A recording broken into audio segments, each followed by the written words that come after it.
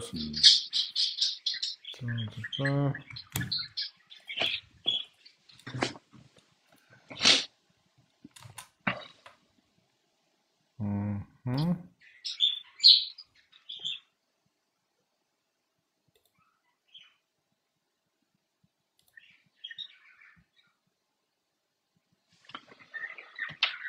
Es ceru, ka tā rūda būs pirms vēl EP jaunais sāks darboties. Vajadzētu ātrāk tam visam atrisināties. Dāvas prasējumi tur varētu būt īpaša loma.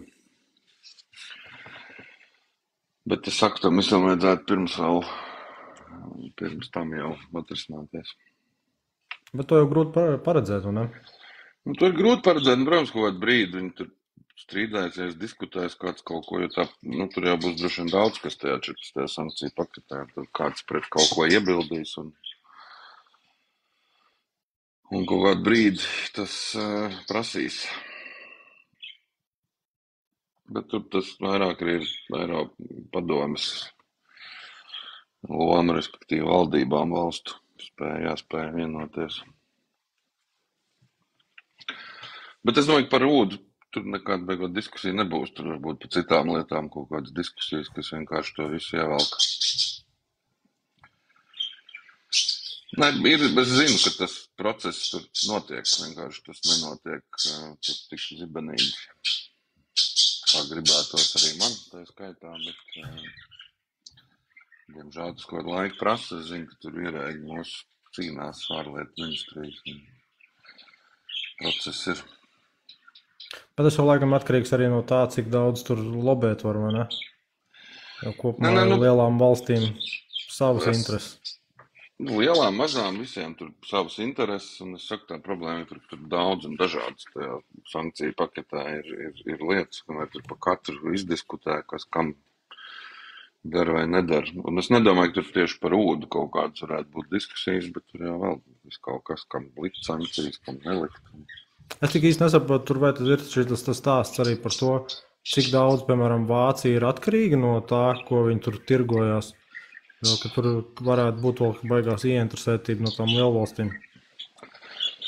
Var, bet, saprot, rūdas gadījumā tā jau tas skumīgākais tas, ka, ja mēs baigi gribētu, mēs jau varētu paši rītā vienkārši to izbeigt. Neviens mums to neliedz. Bet jā, acīm redzot, ir kaut kādas intereses tepat uz vietas, kāpēc ir garais ceļš izvēlēts. Ar pareiziem saukļiem, jā, izbeigt visiem kopā, viss jau tas pareizi, bet to varēja ātrāk izdarīt paši. Kā domā, pēc mangāna rūdas būs vēl kaut kāds nākamais temats, par ko piekasīties? Droši vien, ka tur vēl var atrast visu kaut ko, ar ko tirgojās. Protams, ka būs. Tur jau ir vēl visādi lien ārā, varbūt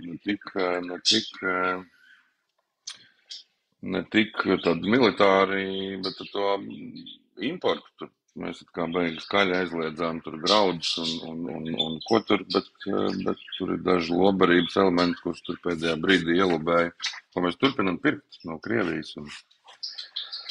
Kaut gan viņas var nopirkt arī citur, vienkārši no Krievijas lētāk. Tāpēc bizness. Bet, teiksim, tu jau noteikti zini šo stāstu, ka tajā brīdī, kad aizslēdza tur visus ādus, tur tos importus, eksportus ciet, tad pēkšņi Vidusāzijā un Turcijā tie paši preču apjomi tur 10-kāršojās apmēram, ka mēs vairs netirgojamies tur ar Krieviju, mēs tirgojamies pēkšņi ar Kazahstānu vai tur ar Turciju. Jā, ar Turciju tur varbūt bišķi ir sarežģītāk, bet tur tā problēma lielā ir tā, ka Krievijiem ir tā muitas savienība ar Baltkrieviju, Kazahstānu un, kas bija 4. Kirgistānu, viena no tām valstīm. Un tu faktiski visu to pašu var vest uz jebkuru citu no tām valstīm, piemēram, Kazahstānu un visu. Un tas ir faktiski tas pats, kas vest uz Krieviju, ja? Bet, protams, ka tur Kazahstānai neviens sankcijas virsū neliks. Ja? Tā kā... Izņemot Baltkrieviju, Krieviju, visas pārējās pierobežas valsts bez mazai var tēlot, ka pēkšņi viņām pašiem savu industriju attīstījusies. Tā ir, jā. Tur ir... Tā beigi smagā tā tēma ir, bet Bet, jā, nu, protams, ka viņi visi apiet un ar laiku visam pielāgojās un eksportē uz Kazahstānu. Un, nu, kā karā vienmēr ir kas pelna. Nu, kādam vienmēr ir jāpelnā, jā, Nu, jā, citādi jau tur nu, jā. nebūtu vērts bezmazliet aiziet kaut ko karot. Jā. Bet kā domā, pieņemsim, ja mēs runājam par to jūnija vēlēšanu periodu, cilvēki pagājušā tā statistika laikam bija kaut kāda 30% aizgāja. Cilvēki Jā, tagad būs modrāki. Baidos, ka nē. Man diezgan šajā ziņā depresīvs noskaņojums. Nu, tāpēc, ka arī pabraukājot, parunājot cilvēkiem, visiem tā politika ir tā noriebusies ar visiem tiem pēdējā laika notikumiem, ka es baidos, ka būs vēl mazāk. No kā pašam iespējas ir, es redzēju, ka bija tur tie video rullīši, ka laikam pa reģioniem jau pabraukāja. Ja? Pabraukām, jā, nu tas, ko es saku, nu, tas iespējas tāds, ka cilvēkiem politika kā tāda ir vienkārši. Arī ārkārtīgi daudz par nezinu, ka kaut kāds Eiropas parlamenta vēlēšanas tuvojās. Bet, Tas varētu būt atkarīgs vienkārši no kaut kādiem informācijas burbuļiem. Nu, piemēram, panorāma taču noteikti stāsta. Droši vien, ka tas ir atkarīgs. Nu, panorāma jau baigi īstenībā nestāsta, ko tas tik pa laikam baigojiem reitingiem pastāsta, bet, nu, droši vien, ka no informācijas burbuļiem, bet netic cilvēki vispār politikai ļoti netic. Un pēdējā laika notikumi galīgi nepalīdz tam. Bet kā pašam, piemēram, redzot tagad tā bišķi ciešāk tur tos politiķus, nav tā, ka vienā brīdī vienkārši piegriežas tie mudaki? Es neatbildēšu. Nu, ir jāpierod, jā. Bet ir specifiski, vai ne? Ir protams. Saprot, tas, kas ir tāds specifiskais, ka tu redzi, kā ārkārtīgi daudz tam visam pieiet, nu, vienkārši kā sports.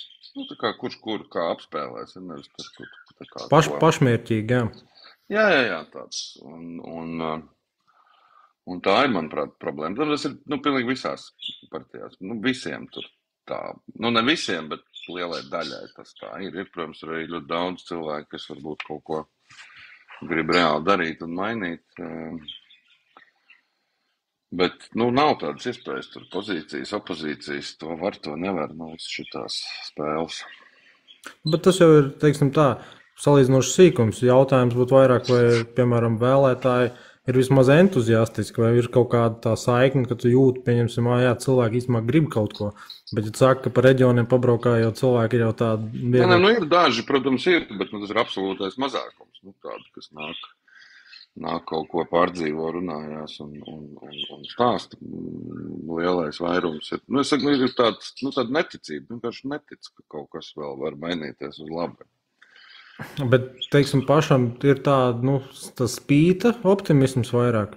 Jo kaut kādā brīdī jau var teikt, nu, pagaidi, Džek, 30 plus gadi pagājuši kopš neatkarības atjaunošanas, varbūt tomēr vienkārši nejēdz, nu nemāk vienkārši to lietu. Jā, bet tur jau neviens cits kā vēlētāji beig neko mainīt nevar. Vēlētājs jau pēc būtības var izvēlēties, vai viņš grib.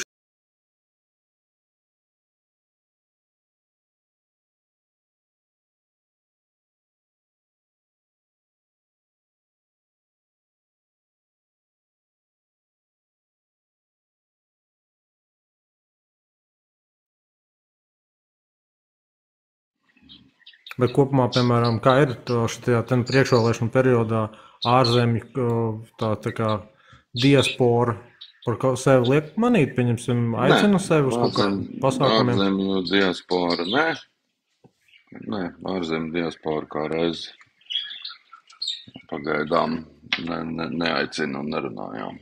Bet droši vien jau, ka pašiem vajadzētu arī uzrunāt ārzemju diasporu. Cik es saprotu, vismaz Lielbritānijā ir tur 100 plus tūkstoši.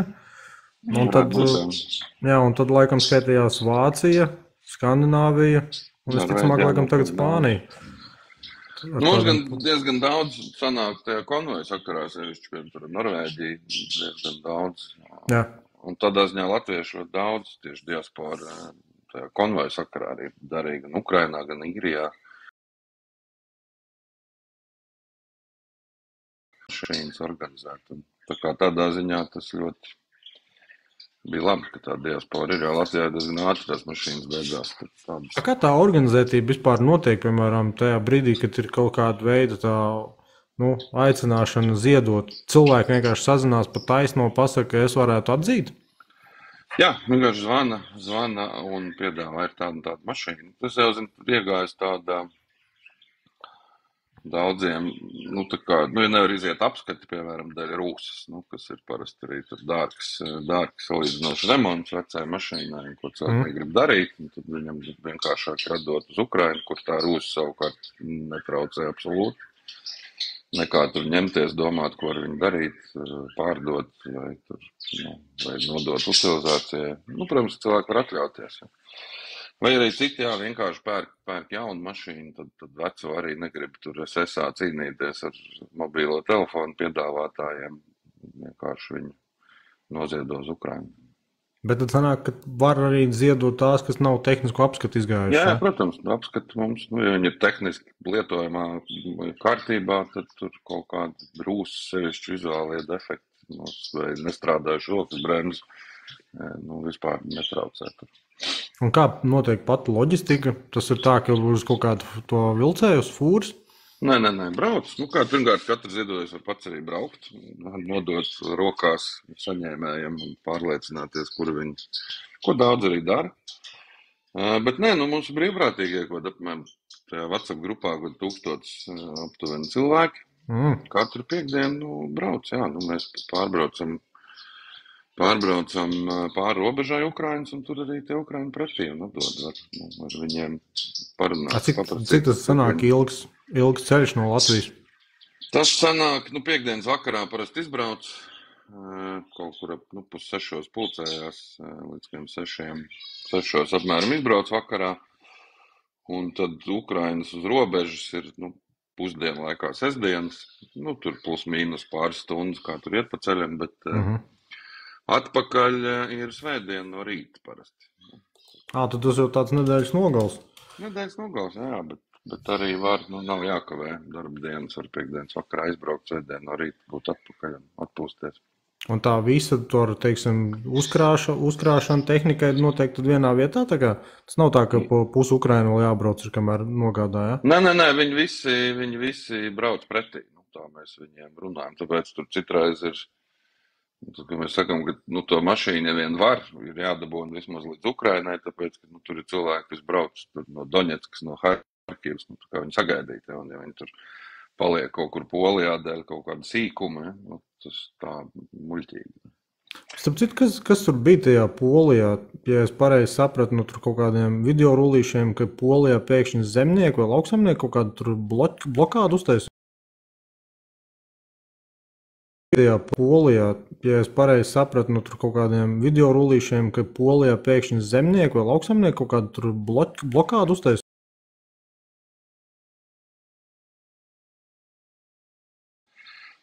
Bet vieglos laida cauri, tur bišķi kaut kādi, kā lai pat nesastrēgumi, bet tur, kā jau, kad taisa piketi, tur sabrauc, sabloķē vienu joslu, tad brauc visu pa pretējo, bet laida cauri, kādas tādas lielas problēmas mums nebija no tā, drīzāk pat kaut kādu brīdi bija ātrāk gāja robežu, tāpēc, ka tur nebija fūras, un līdz ar to tie robežas muitnieki urbina degunu, un vieglos ļoti ātri laiž cauri. Bet tas ir saistīts ar ko? Ar kaut kādiem ekonomiskiem kariem? Tur bija tajā fūru protesta gadījumā, tur bija bišķiņi arī jāsaka paši Ukraiņi varbūt drusku vainīgi, jo viņiem, redz, tur ir īpaši tie transportēšanas noteikumi, loģistikas, atvieglojumi, teiksim tā, ar domu, ka lai viņi var, vienkāršāk vadāt kravas no Eiropas uz Ukrainu un no Ukrainas uz Eiropas, tā kā, lai atvieglotu to kārtību, bet viņi, protams, maleči, un sāk to izmantot un pa Eiropu vienkārši vadāt kravas. Tā kā, no Francijas uz Vāciju, no Vācijas uz Poliju, respektīvi vienkārši to sāk izmantot. Bet tas būtu kaut kas slikts? Kāpēc tas ir ļaunprātīgi? Tāpēc, ka viņi to izdarīt stipri lētāk, jo viņiem stipri vienkāršākas prasības, atvieglotas, teiksim. Bet tas nav teorētiski arī kaut kāds netiešais atbalsts tādā ziņā? It kā ir, bet viņš tika dots ar, zin kā, ja, tas atvieglojumi viņi tika piešķirta konkrēti mērķi, lai palīdzētu viņiem kaut vai eksportē no Ukrainas, ved ārā preces uz Eiropu, bet nevis sāc, teiksim, uz tiem atvieglotiem noteikumiem graut visu to pārējo pārvadājumu. Bet teorētiski tāpat tas ir atbalsts viņiem. Bet ekonomiski tas ir viņiem kaut kāds atspējas. Zin kā, tā gluži tas nedarbojas, tur tas dažiem atspējas, saprāt, tas palīdz nopelnīt dažiem transportniekiem, nevis atbalsts Ukrainai cīņā pret karu. Ja tu palīdzi, ja tu veicini. Kāda tur būtu problēma? Virspēļņas kaut kādu nodokli ieviest arī tādiem miers? Tas ir, varbūt, nezinu, bet to jau tur atkal tev grūti ir visā Eiropā tur kaut vienot virspēļņas nodokli ieviest. Kas attiecas uz tiem graudu protestiem, kur lauksēmnieki protestēja, tas gan bija visai dīvains, viņi, protams, protestēja pret Ukrainas graudiem, kas tur, protams, kaut kādas cenas arī ietekmē, bet pret Krievijas graudiem, kur joprojām iet un tās cenas grauj vēl vairāk. Pret tiem neskapēc tur neviens beigi neprotestēja. Bet varētu būt tā, ka tie ir patiesībā tādi nevis dabīgi izveidot grupējumi, bet mākslīgi speciāli?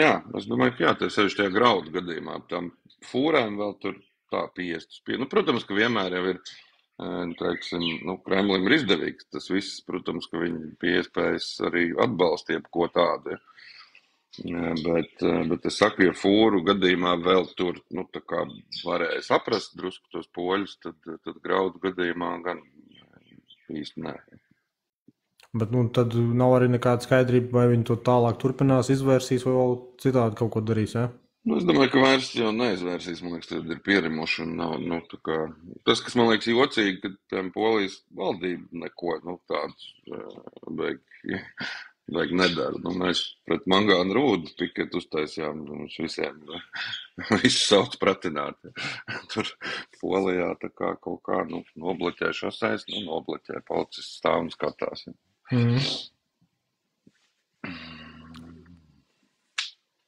Sorry, man te izrādās vienā vietā izmet ārā paziņojumu, ka man ir jāpierakstās, tad es tūlīt ielikšu.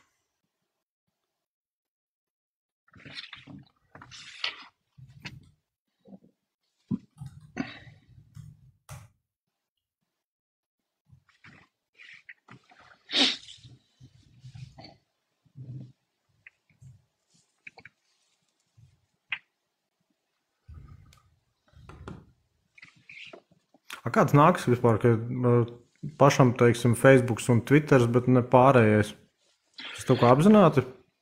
Nē, es zinu, kā jau vecs cilvēks, konservatīvs, kas sākotnēji bija tie. Ne, Instagramā man ar kaut kas likam, tur bišķi sen gan mēs neko licis, bet kaut kā tie. Ne, Instagramā man ar kaut kas likam, tur bišķi sen gan mēs neko licis, bet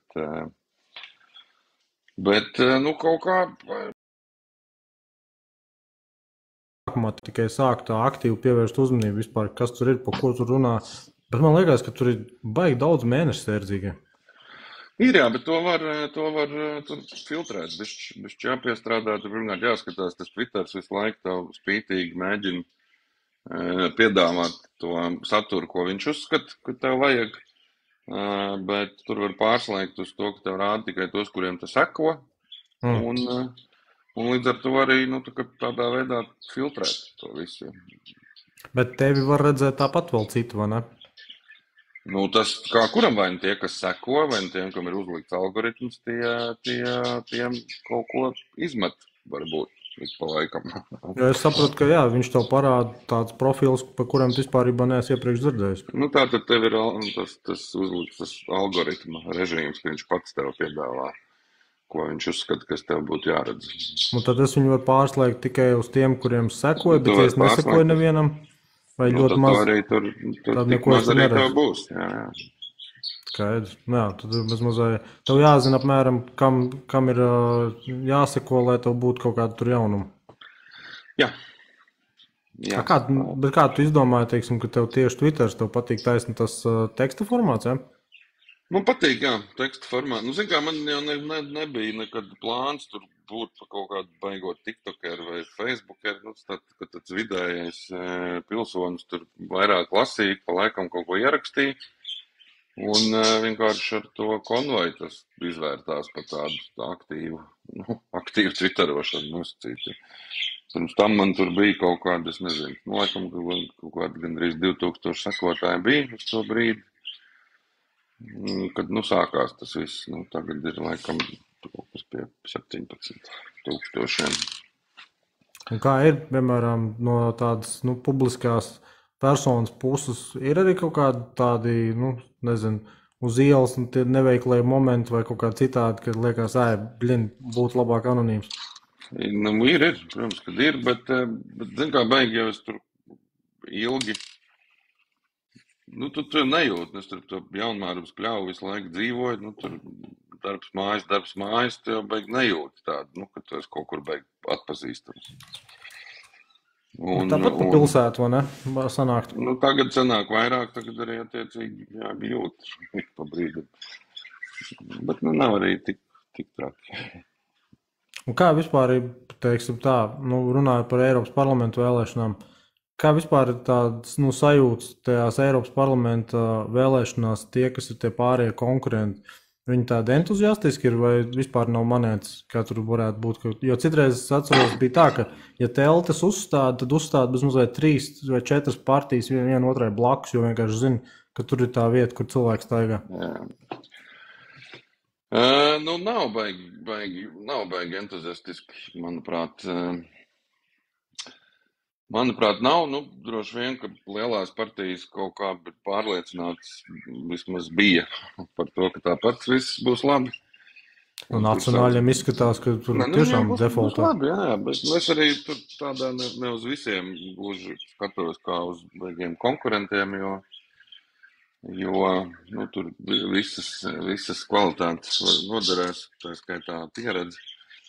Bet, teiksim, tu kā salīdzinoši jaunpienācējs, tu neskaties, piemēram, uz tiem veciem veterāniem domā, labi, šitiem zābakiem vienkārši vairs nav laiks, viņiem jāpiet malā.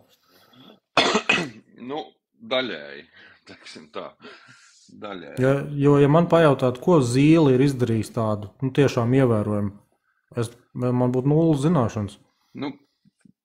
Tas ir, jā, protams, viņš pats tev noteikti atbildēs, ko tik viņš tur nav darījis. Manuprāt, tas būtu tas pats, ko Ījaps. Viņš sāka izvilkt ārā bez mazliet USB-C, kaut ko tur vēl un šitāds figņas. Jā, par to ir stāsts, ka man liekas, ka ir, zin kā, miera laikiem tas viss ir baigi forši, un tā arī var turpināt, un dod Dievs, ka mēs pēc 5 gadiem varētu atgriezties pie tāda miera laika režīma, USB štepseņiem. Pie tās greznības.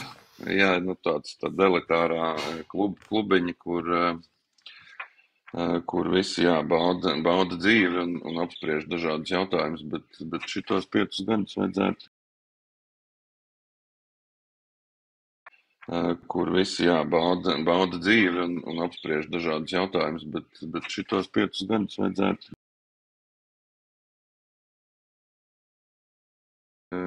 Bet man liekas, ka tur dzīvojot tajā.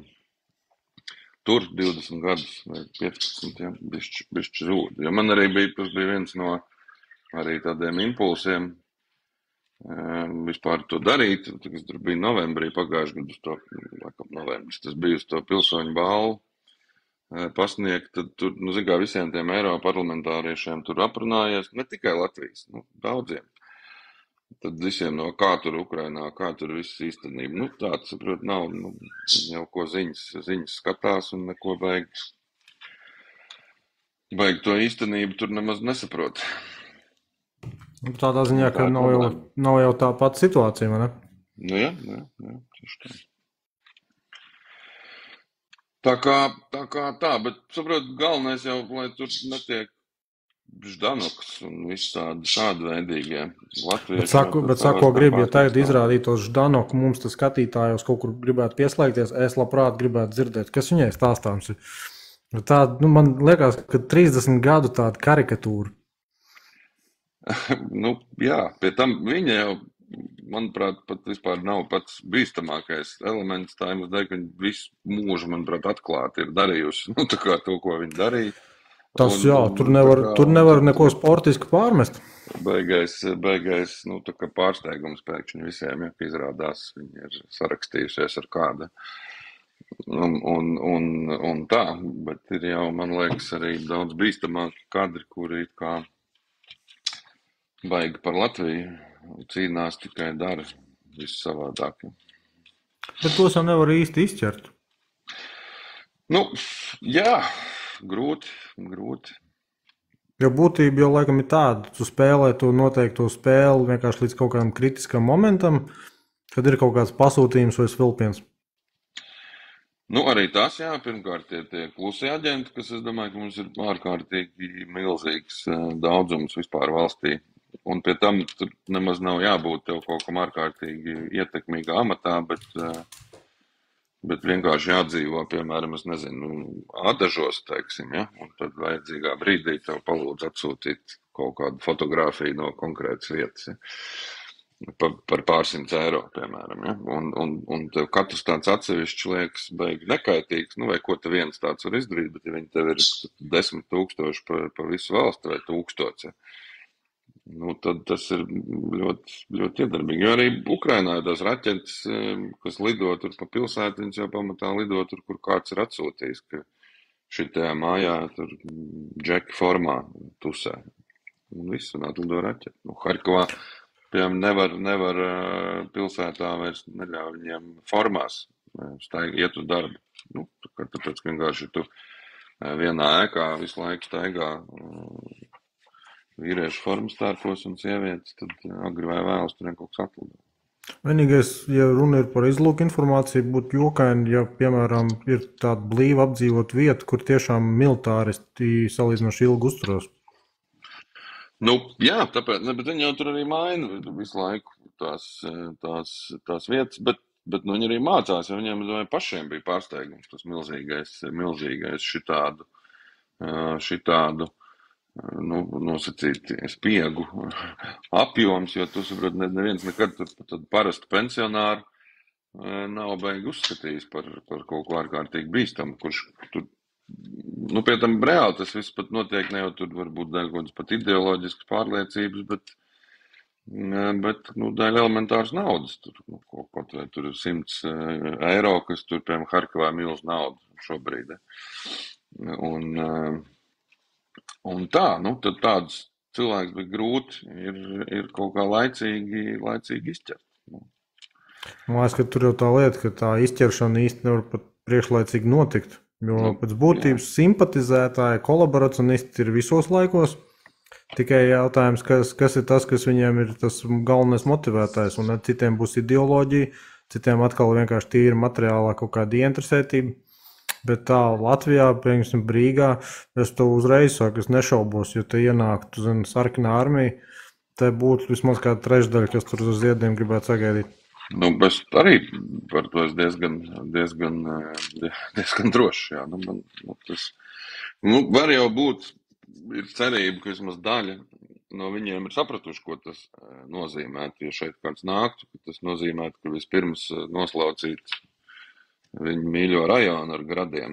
Viņam jau nav tādā ziņā mīļš. Padomā, liela daļa cilvēku, kas ir tādi nosacīti viegli suģestējumie, viņi jau nebūs tie, kuriem ir baigie īpašumi, baigās saimniecības, baigie uzņēmumi. Viņiem reti, kad būs kaut kas dārgāks, kā tikai varbūt labākajā gadījumā drēbes, telefons un mašīna. Varbūt, bet kaut kādu tur gradu savā logā saņemt, es domāju, ka arī viņiem negribās. Ja vienkārši es ceru, ka viņi redz to metodi, ar kādu tas viss notiek, un viņš tomēr padomās, vai viņi tiešām to grib. Bet jā, no otras puses varbūt viņi tik tālu nemaz nedomā. Jā, jo ko es esmu redzējis no kaut kādiem vecākiem cilvēkiem, viņiem ir tas uzsēdiens vienkārši uz to, ka agrāk izglītība, medicīna, viss bija bez maksas, apmēram, viss kultūra, viss, čau. Aizmirstam, kas ir vārda brīvība, aizmirstam, kas ir vispār polēmika, politika, aizmirstam, kas ir vispārībā pārvietošanās brīvība. Aizmirstam par to visu. Vienkārši bija kaut kādas lietas, kur komunālie bija zeme. Jā, bija dižinā impērija, no kā visu pasauli baidījās. Tas jau viņiem Bet starp citu, tas arī varētu būt īstenībā tas īstais daudziem motivators. Grib justies nevis tikai diženi, bet vienkārši galvenais, lai nebūtu apkaunoti. Tas ir varbūt tas, kāpēc nekādas sankcijas uz Krieviju baigi nestrādās, tāpēc, ka tie cilvēki, kā dzīvoja nabadzībā lielākā daļa. Nu, protams, Maskavā tur viss ir rožaini, bet visi perifērija. Viņi kā dzīvoja nabadzībā, tā dzīvos, tikai šobrīd viņi jūtas lepni. Par to, ka redz visa pasaule no mums baidās. Ja. Un tas rada viņos baigot tādu varenības sajūtu. Es nezinu, vai par to, ka baidās, bet tieši par to, ka nav mūs nospieduši. Mēs neesam padavušies. Jo viņiem vienīgā cieņas forma ir no bailēm. Tā kā viņi saprot, ka ja baidās, tā tad ciena. Un tas viņa izpratnē ir tas, kas ir jāpanāk pret visu pasauli. Bet šitas bija tas, ko Dostojevskis, manuprāt, jau aprakstīja, ne? Ka tam krievu dvēselē nevar atņemt to neizbēgamo vēlmi ciest. Ciest un attiecības ar apkārtējiem veidot, faktiski tikai caur vardarbību. Viņiem viss jau tajā kultūrā un džungļu likumi. Tie ir vienkārši džungļu likumi. Sit tā tad mīl, sit savējos, lai svešie baidās. Ja? Un viss baidās tā tad ciena. Ja? Tas viņu, pēc kā viņi dzīvo. Vispārastākie džungļu likumi, jo tā jau nav tikai Krievijā, tā ir Āfrikā, tā ir Dienvidafrikas kaut kāda, Dienvidamerikas džungļos vēl kaut kur. Droši vien, par tiem es tik labi nezinu, bet ļoti iespējams. Tie ir tāda aborigēnu pieeja. Tātad, ja es varu kādam sadot štangā, man ir taisnība. Tā ir, jā. Jā, kurš stiprāks, tam taisnība, jā. Bet tādā ziņā iespaidīgi ir tas, ka viņi tik tālu ir izvilkuši. Tas nav iespējams bijis bez rietumu atbalsta. Tas ir iespējams tikai tāpēc, ka rietumi to nesaprot. Kā? Vai parunāsim, ja? Kas tev sāp, tu gribi par to parunāt. Ja? Un viņi jau to uztver par vājumu. Tā tad var iet tālāk, jo tad var bija internetā vien smieklīgs video, kur viena tantiņa visai precīzi teica, ka Krievijas robeža tur, kur viņi dabūna pa zobiem. Cik tālu var tik arī iet, kamēr dabūna pa zobiem. Tā ir realistiskā. Jāsaprot.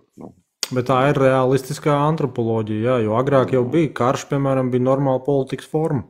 Jā.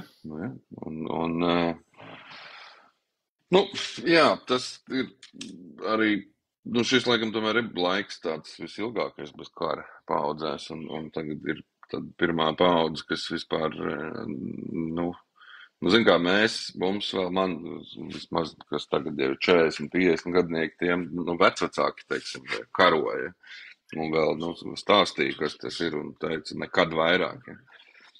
Un tā, vai vecāki mazi tur uzreiz pēc kara dzimuši, ja, kaut kā to sajūtu spēja nodot, bet ir jau jaunā paudze, kurai, pat to neviens nenodod, un liekas, kas tur, tā kā. Es tik tā domāju, vai tas ir tas, ko vispārībā var risināt, teiksim, vienas dzīves laikā, jo, piemēram, tas pats Dostojevskis, tas jau arī 160 vai cik gadu pagātnē. Kopumā, tā dzimtbūšanas mentalitāte, viņa ir ilga. Viņa moš kāds 5000 gadu jāpiet. Jā, viņiem. Redz, rietumi tomēr kaut kā Eiropa tam tikus ir pāri, bišķi ilgāk, tas arī ir. Bet starp citu, tagad tā paškritiski skatoties, tev neliekas, pieņemsim tā, satiekot cilvēks no malas, pateiksim vienkārši ikdienas cilvēks, ka tomēr mums arī ir gana daudz tāds vergu sindroms. Es nezinu, kas, jo tik daudzos gadījumos var tā, ja parunājās vienkārši cilvēki no malas, liekas tā, apmēram bezpalīdzības sajūta, tie citi, tie varenie, tie augšā, tie jau tur izlems, un apmēram... Tas jā, protams, ko tad mēs jau neko. Mēs jau neko. Jā, tas ir, protams, tas ir, jā. Bet šito man īstenībā beigā ātri, bet... Kaut kad jaunībā es kādreiz strādāju, pirmā faktiski nopietna darbība bija Volkswagen centrā. Un mēs aizbraucām uz Vāciju, un tur Volkswagen motosporta darbnīca. Nu, mēs arī ar autosportu nodarbojamies, un zin, kā mēs te tur garažiņā kaut ko skrūvējam, un mums liekas, ka tur ir kāda dievi, ja?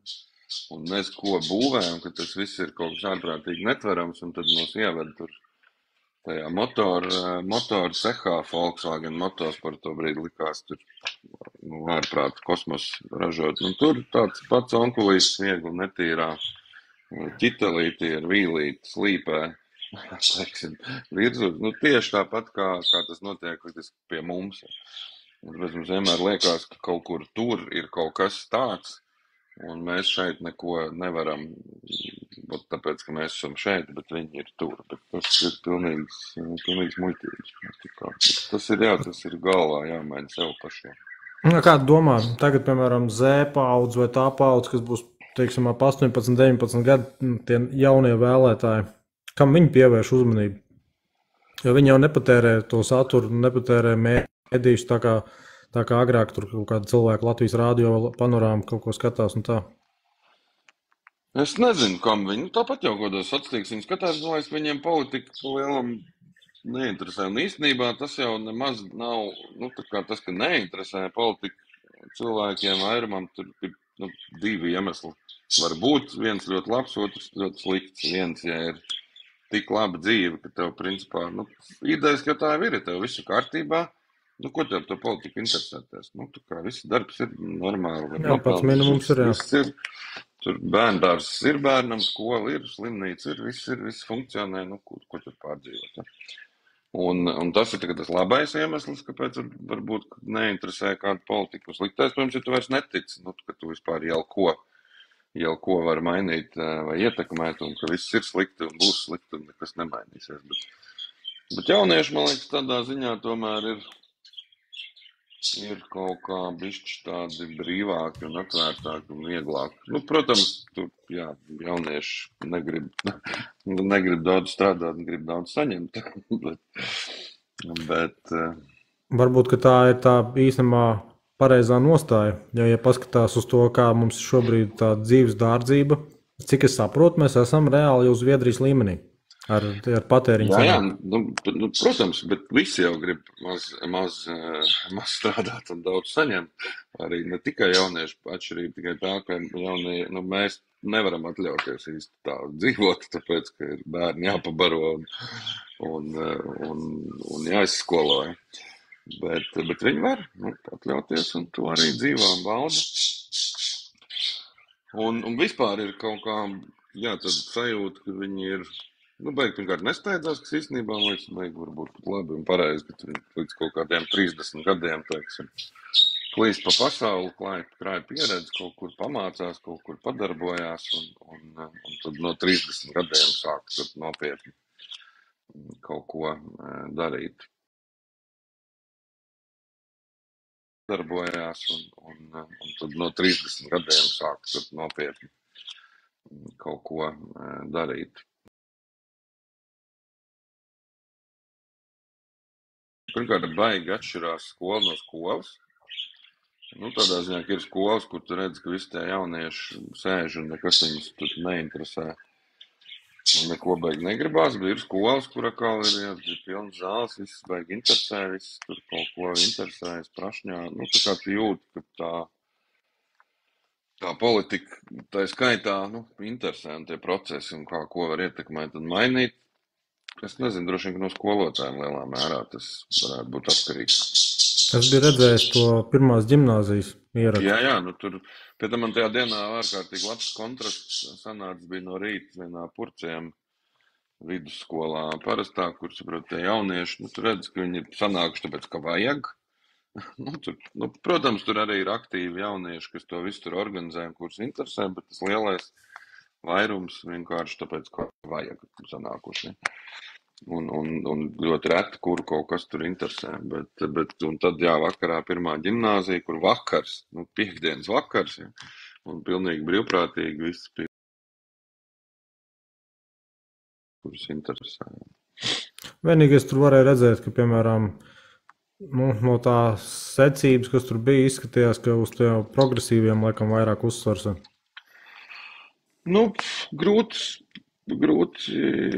pateikt. Nu, es nezinu, es nejūtu. Vismaz man tā šķita tematiski, ka tur tā pameta tur tās tēmas tādas, ka apmēram tādi klišejiski, apmēram, kas varētu jauniešiem patikt, tad progresīvie to arī pasaka.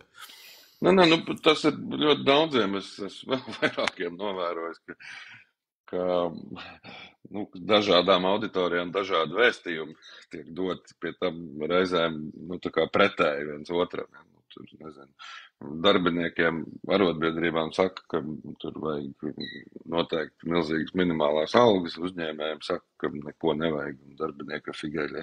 Nu, saprot, līdz pat tādam līmenim. Nu, mēs nerunājam par to, ka tur ļoti daudz vispār runā par lietām, ko vispār Eiropas parlamentā mums izdarīt nevar. Cilvēkiem patīk Rīgas bedres, nu. Nu, tas, jā. Rekušēt, Keikeja čatā raksta, vai Reini ir iespēja uzaicināt uz skolu, būtu laba saruna, lai motivētu jauniešus uz civilo mācību. Es tik nezinu, kas ir civilā mācība.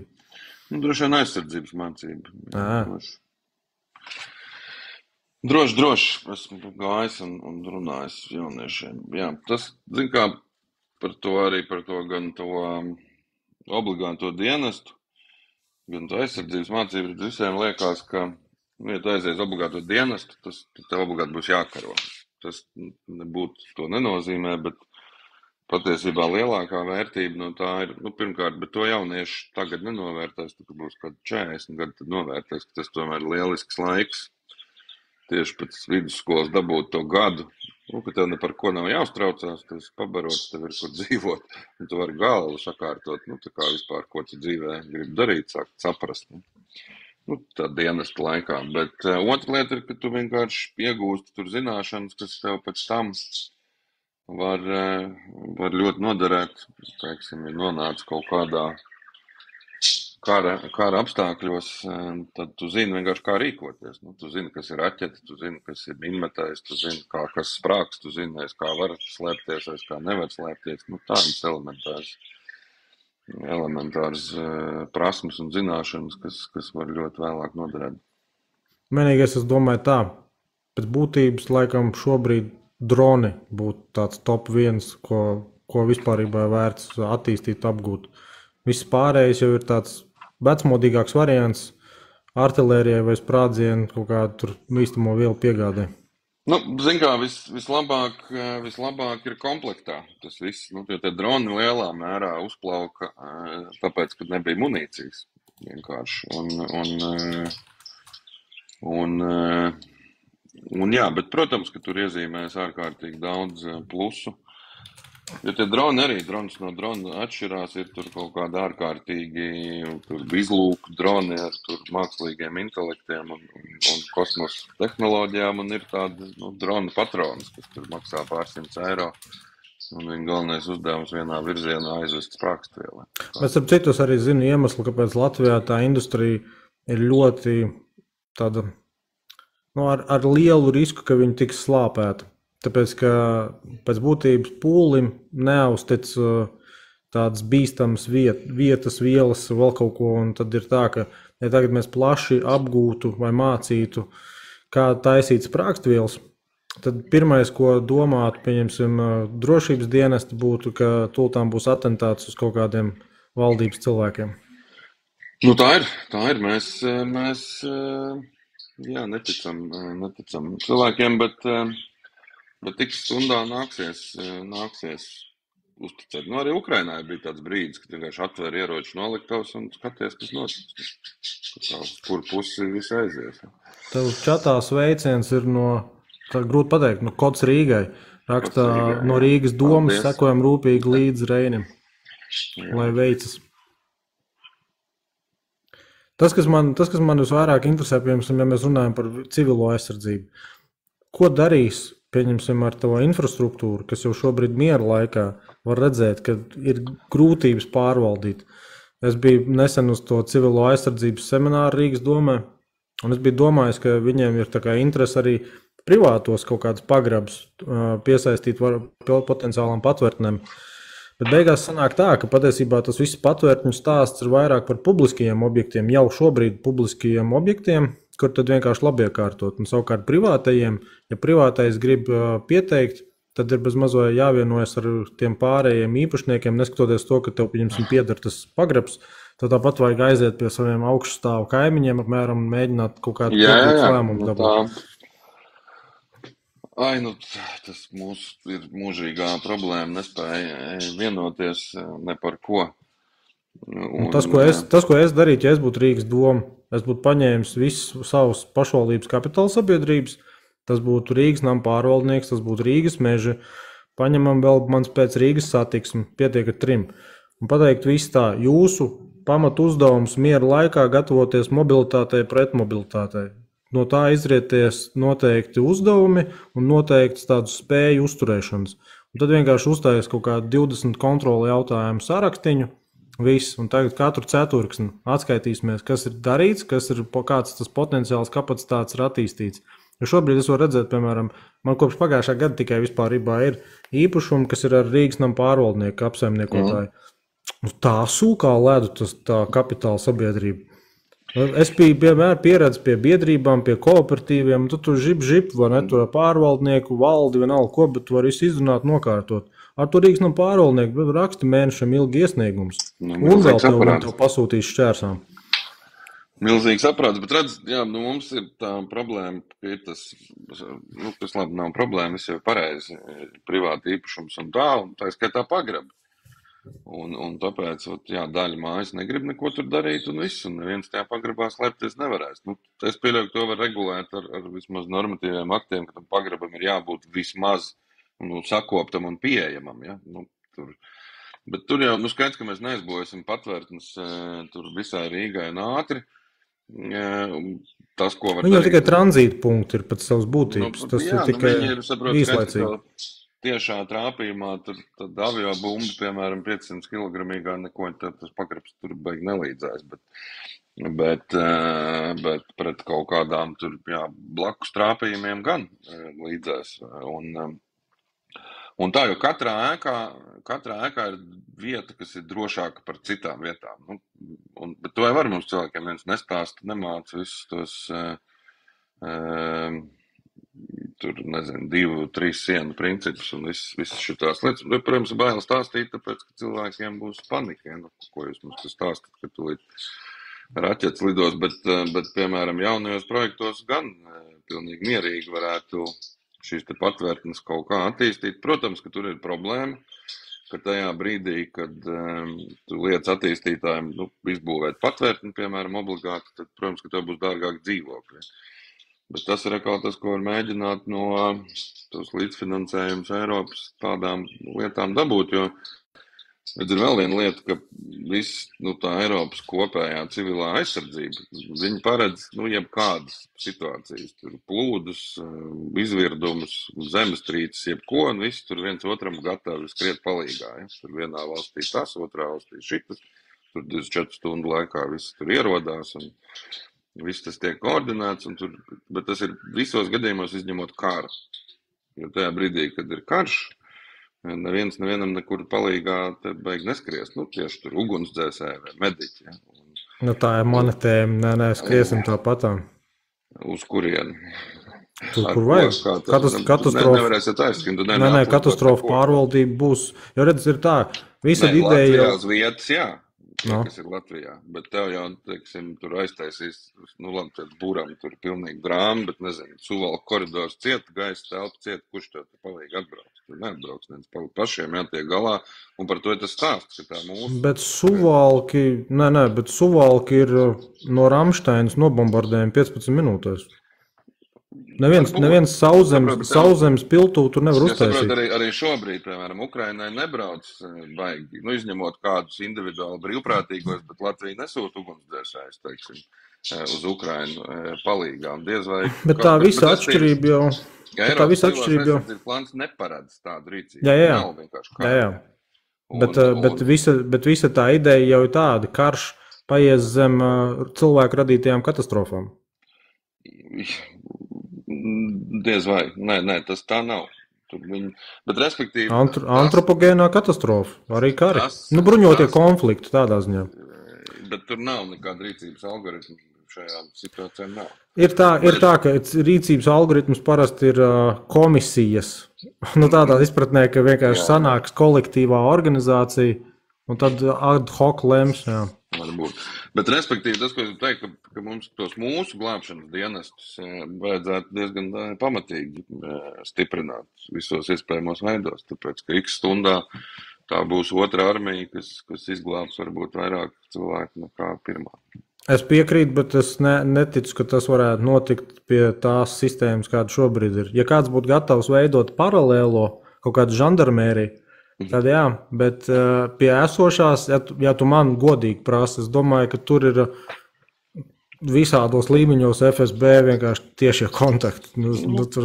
Es nezinu, es nevaru vienkārši iedomāties to scenāriju, kur laicīgi visa nepieciešama informācija nenonāktu pretinieku rokās. Varbūt. Bet jā, viss tas, ugunsdzēsēji kādā stāvoklī mums noteikti tur kaut kas bišķi uzlabojās, bet jā, tā nedrīkst. Šogad pozitīvi bija tas, ka mēs saņēmām jaunas Scanias. Tas tā ļoti jūtamies kā rietumos. Jā, un vēl kaut kādu čupu tur vieglās mašīnas arī bija. Tās vēl būs, jā. Tās vēl būs. Mums starp citu runājot par pick-upiem, Vugdam būs arī Sangyong Muso. Ko tu saki par tādu? Nevar neko nav. Viņam jau nav vēsture. Es nezinu, bet es godīgi neņemtos reiz apgalvot, ka tas pilnīgi noteikti būs kaut kas ļoti slikts. Kaut kādas Sangyongas vecos citus modeļus mēs arī esam veduši, neko visu viņi brauc un aizbrauc. Protams, ja man būtu jāpērk pick-ups, es droši vien kaut kādus citus pirkt, Bet teiksim, kas pick-upiem, jo tā man īstenībā aktuāla tēma, tiešām tas nav pārspīlēt. Kas pick-upiem ir Hiluxam tik sevišķs, ka nekas cits netiek klāt? Jo laikam tagad sanāk pat, ka Mitsubishi īsti pat nav vairs Latvijā. Jā, viņi tur kaut kā politiski tos tirgus maina. Hiluxam ir labs, ka viņš vienkārši nelūst. Strādā. Piemēram, Ford Rangers. Ford Rangers bija ārkārtīgi labs, viena paudze, kaut kāds, man liekas, 7. 2000 gads, tie baigi labie. Tā viena paudze bija arī tāda Hilux līmenī, teiksim, tā jaunāki jau tur arī parādās. Pēc tam visādi kā, sīki, kaut kādi gļuki, tāds, visu laiku kaut kā tāds. Tad tas ir vairāk uzturēšanas jautājums, ka ilgtermiņā Hilux ir lētāks un izdevīgāks? Ilgtermiņā, jā, uzticamāks noteikti. Mums, piemēram, rekords bija 2 Hiluxi, pie tam ritīgi lietot, tā, pa tur ostu dzenāti un tādi, viens bija 998 000 noskrējiens, vienam bija kaut kas arī 800 pāri, un nekas brauc, un tā arī brauc joprojām. Bet, ir labi, tas paši Navaras jau patiesībā diezgan labi ir, viņiem ir viena problēma, tie rāmi lūst. Uz pusēm vienā vietā praktiski visiem viņiem salūzušas jautājums. Bet tas nav garantijas laikā, vai ne? Jā.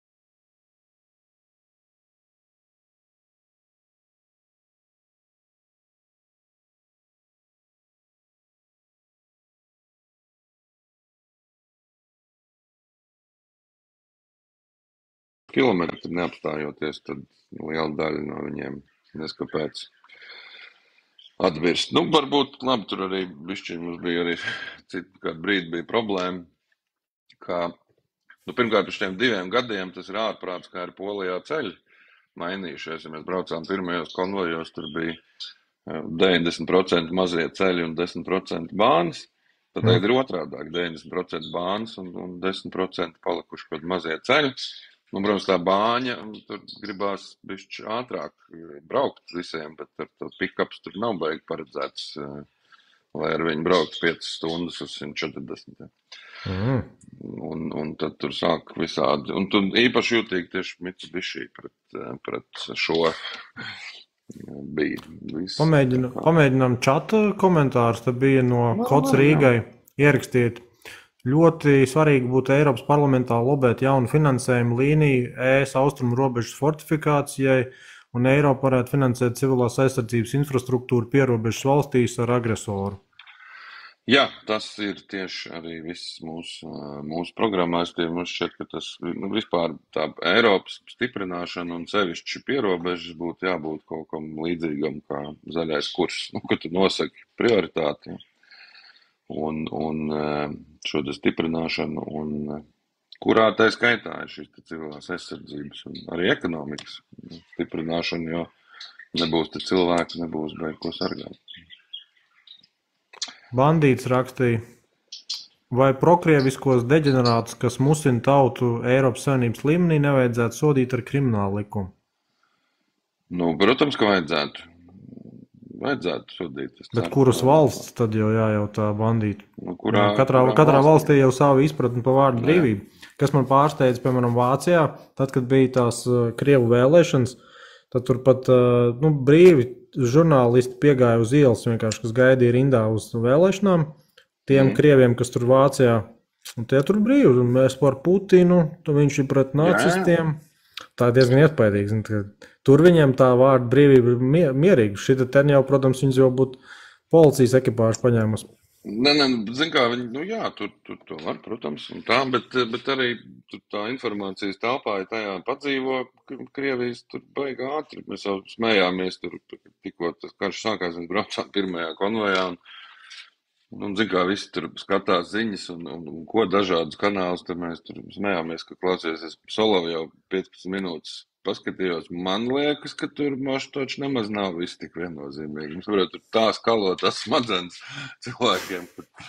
Bet starp citu, tas Solovjovs. Bet tas Solovjovs, viņš taču 100 punktu ir kaut kāds rietuma aģents, ne? Kurš vienkārši tēlo baigāko tur to ruporu Krievu varai. Jo viņš tik uzspēlēts ir. Ka man liekas, viņš vienkārši teātri spēlē. Bet tas strādā arī. Jā, uz kaut kādiem lētecīgiem bariem jau kāpēc gan ne, bet vienkārši viņš pats neizskatās, ka viņš tic tam, ko viņš tur runā. Es domāju, jā, ka viņš ir augsta līmeņa profesionāls, diemžēl. Man liekas, ka vairums viņa jau tur tādi ir. Viņš nevar būt, ka viņi labi tur Putins varbūt internetu nelieto tiešām. Bet viņi pārējie visi taču saprot, kas notiek. Bet, acīm redzot, kaut kā laba dzīve patīk. Nauda nesmird, darbi jau tādi, kas aizgāja prom, nedarīja, vai kaut kādu robežu sasniedz, cik tālu var melot, un kad vairs nevar, un atteicās turpināt. Viņi nē. Bandīts raksta, ka darbojas pret Eiropas Savienības interesēm un drošību, tad tā ir nosacīta vārda brīvība. Viedokļu paušana tā Vācijā tāpatām skaitīsies, jo kamēr nav tur kaut kādas, laikam konstitucionālās tiesas atzinumi par to, ka kaut kāda partija skaitās baigi tur genocīdu atbalstošā, tad laikam tur viņi drīkst visu kaut ko teikt. Tas tā vienkārši viņiem ierasts ir, bet Kods Rīgai tālāk rakstīja čatā, ka Vācijā ir baigi sasiet simpātijās pret Krieviju, tur ilgi Krievu KGB un FSB ir pastrādājuši. Vai arī vienkārši daudz Krievu imigrantu. Ir baigi sasiet simpātijās pret Krieviju, tur ilgi Krievu KGB un FSB ir pastrādājuši. Vai arī vienkārši daudz Krievu imigrantu. Tomēr tas jau nav tur kaut kāds pēkšņs negadījums, ja pēkšņi sākās karš. Tas jau visi tie procesi ir tur gadu desmitiem, 20 gadus konkrēti gatavoti uz to iet. Šrēders, labākais piemērs. Jā, un kur viens no tiem viņa būtiskākajiem instrumentiem bija tieši šo te politiķu nosacītās jaunās paaudzes pa visu Eiropu audzināšanu, 20 gadus, ja. Un kuri tagad tur iespējams sāks nest dividendus, tāpēc jau tur zināmas bažas ir par to, kā beigsies šitās vēlēšanas, ka tieši šī te visi tad Orbāna veidīgie kaut kur ar pareiziem saukļiem mēs par mieru un viss tas ir jābeidz, ja. Tur taisīs ziepes, bet tas, ka tur Kremlis ir visā Eiropā kaut kādu jauno politiķu paudzi izaudzinājis savās interesēs, tas ir diezgan droši. Bet kā domā, piemēram, ilgtermiņā skatoties, nav vienkārši kārtējie tie teritoriju sadalīšanas periodi, jo agrāk tas bija normāli teikt, ka Krievi, Zviedri, vācieši sadalīja tur Baltijas valstis, visu kaut kāda centrāla Eiropa, un tad ik pa laikam savā starpā rīvējās. Nu, man šķiet, ka tomēr lielākā daļa rietumu civilizācijas bija pārliecināta, ka beidzot viss ir sadalīts, un tagad, pelnam piķi, visi. Jā. Un tad atnāca Putins un teica, ka nē, viss ir sadalīts, bet nepareizi, vajag pārdalīt. Ja. Kam, man liekas, šeit vienam saprātīgam cilvēkam prātā nenāca, ka mūsdienās kaut kas tāds vispār varētu kādam ienākt prātā. Jo viņš jau, saprot, ar ko atšķirās Krievija no pārējām 14 padomju Savienības republikām bijušajām, ka mēs visi 14 uzskatām, ka mēs ieguvām beidzot savu valsti. Jā. Viņi vienīgi palika ar sajūtu, ka viņi pusi savas valsts ir pazaudējuši, un viņi vajag atgūt. Jo viņiem jau padomju Savienība arī bija diženā Krievija, ne jau tur kaut kāda tautu savienība. Vienkārši Krievijas impērijas forma, un viņi pusi pazaudēja, viņiem pusi atņēma, un tagad to visu vajag paņemt atpakaļ. Tā arī ir tā atšķirība. Tur jau tā lieta, ka viņi pēc būtības, viņi to uztur ar to militāro kultu no vienas puses, bet no otras puses viņi to uztur arī ar to ekonomisko izolēšanos. Jo mēs kaut kādos jautājumos ilgus gadus viņus pieradinājām, ka esam gatavi vienkārši no viņiem pirkt, un tad viņi tādā ziņā saprot, ka tas ir ietekmes svirs. Jā, viņi tas lielā mērā mērķtiecīgi tika darīts. Protams, tas bizness jau ir ļoti laba svira, ko mēs šobrīd arī redzam Rūdas gadījumā tā skaitā. Kāpēc lai nevarētu nodarboties ar tīrāko terorismu vienkārši un uzspridzinām visas iespējamās tās infrastruktūras vietas, kurām ir kaut kāda nosacīta pievienotā vērtība Krievijai? To jau varētu izdarīt. Var, kurš ir terorists, var to darīt, jā. Vienkārši viņš skaitīsies jebkurā gadījumā terorists, tāpēc, ka tu nevari, teiksim tā, nevienojoties starptautiski, tu nevarētu starptautiskas nozīmes infrastruktūras ceļus. Tas būtu tas Nord Stream variants. Amerikāņi to izdarīja, bet amerikāņi to nav izdarījuši, oficiāli. Jā. Kāpēc, lai nevarētu Nord Stream 1, kāpēc, lai nevarētu arī tos ceļus, dzelzceļus tieši tajos mezglu punktos? Nav jau daudz to mezglu punktu. Jā, tieši tāpēc, ka viņi nav tik daudz, viņi ir diezgan pārskatāmi. Jā. Ja te jau gāzes vats Nord Stream 2 nebija nekas atšķirīgs no tiem, kas ir sauszemes kaut kāda savienojuma mezgli, jo visi ir tranzīta punkti. Jā, jautājums, kas to gāzes vadu tur tā līdz galam notika, bet... Kā viņi uzspridzināja zemūdens spridzekļiem? Jā, jautājums. Tikai cita lieta, neviens nezina, vai nomīnēja un palaida, vai ne, vai arī ar kaut kādu tiešo tur lādiņu. Jā. Kods Rīgai raksta, katram mezglu punktam sako simetriski vai asimetriski atbildes reakcija. Bet pasakiet man, kas sekoja pēc tam, kad Nord Stream 2 tika uzspridzināts? Vāciešiem, saprot, nav jau jāspridzina, Dievs, var taču remontēt, piemēram, ja? Var tilti būt ārkārtīgi bīstamā stāvoklī, kā ir taču 1000 veidi, kā to vilcienu apturēt. Var taču remontēt, piemēram, ja? Var tilti būt ārkārtīgi bīstamā stāvoklī, kā ir taču 1000 veidi, kā to vilcienu apturēt.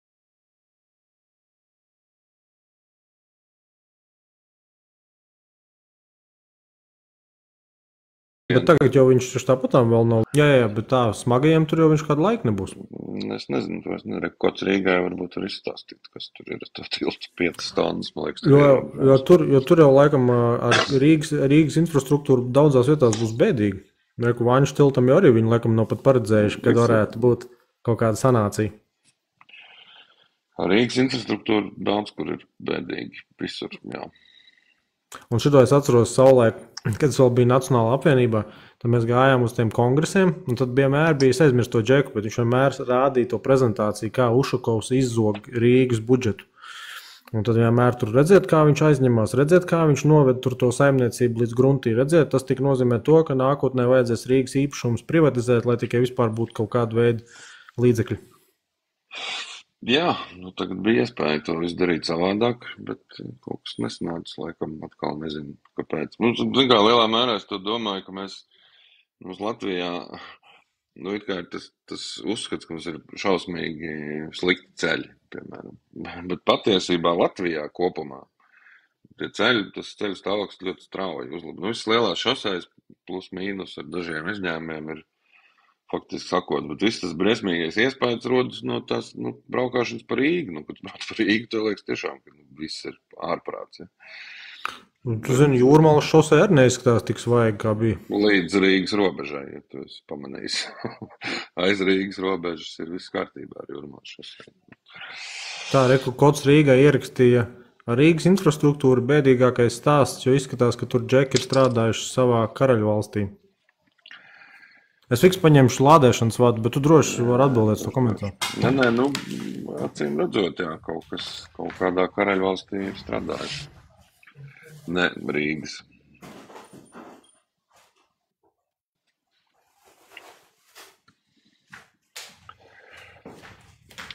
Es esmu ziņas lasījis, tā problēma, ka ir drusku ar to ralliju nodarbojas ļoti daudz sanātu, kādreiz braukāt pa A, B, C un Z ceļiem. Protams, ka ir vietas, kur ir viss ļoti slikti joprojām, bet lielākajā, tie ceļi kļūst labāki no gada uz gadu.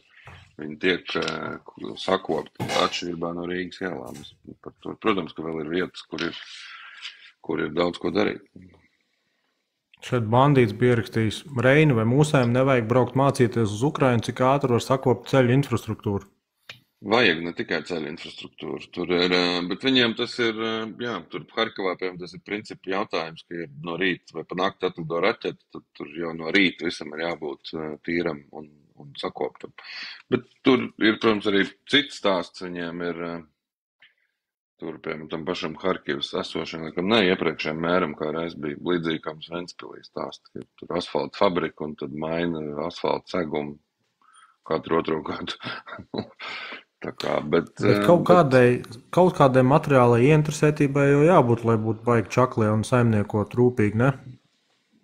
Slikti. Jādara darbs, ko jāsņem laba alga, ne? Labi tieši kaut vai vismaz tā. Kaut vai vismaz tā. Kots Rīgai tālāk rakstīja jautājums, protams, kam ir lielāka teikšana valstī, politiķiem vai ierēdņiem? Politiķi? Nē, var jau teikt, ka nevienam, ne otram, bet kaut kādiem pelēkiem kardināļiem. Mums ir bišķi problēma ar to ierēdņu, manuprāt, pārlieku lielo ietekmi. Ir tā, ka atsevišķos jautājumos var redzēt, ka, pieņemsim, politiķi grib kaut kādas lietas, kurām nav nekāda saistība ar realitāti. Piemēram, manuprāt, šobrīd vislabākais piemērs ir Citskovski izgājiens attiecībā uz Kariņu lidojumiem. Tad, kad Citskovskis pasaka, ka viņš ir parakstījis rīkojums, bet viņš neatbild par to finanšu līdzekļu iztērēšanu, tad tas ir vienkārši 20 gadi cilvēku kapitāla attīstība valsts pārvaldē.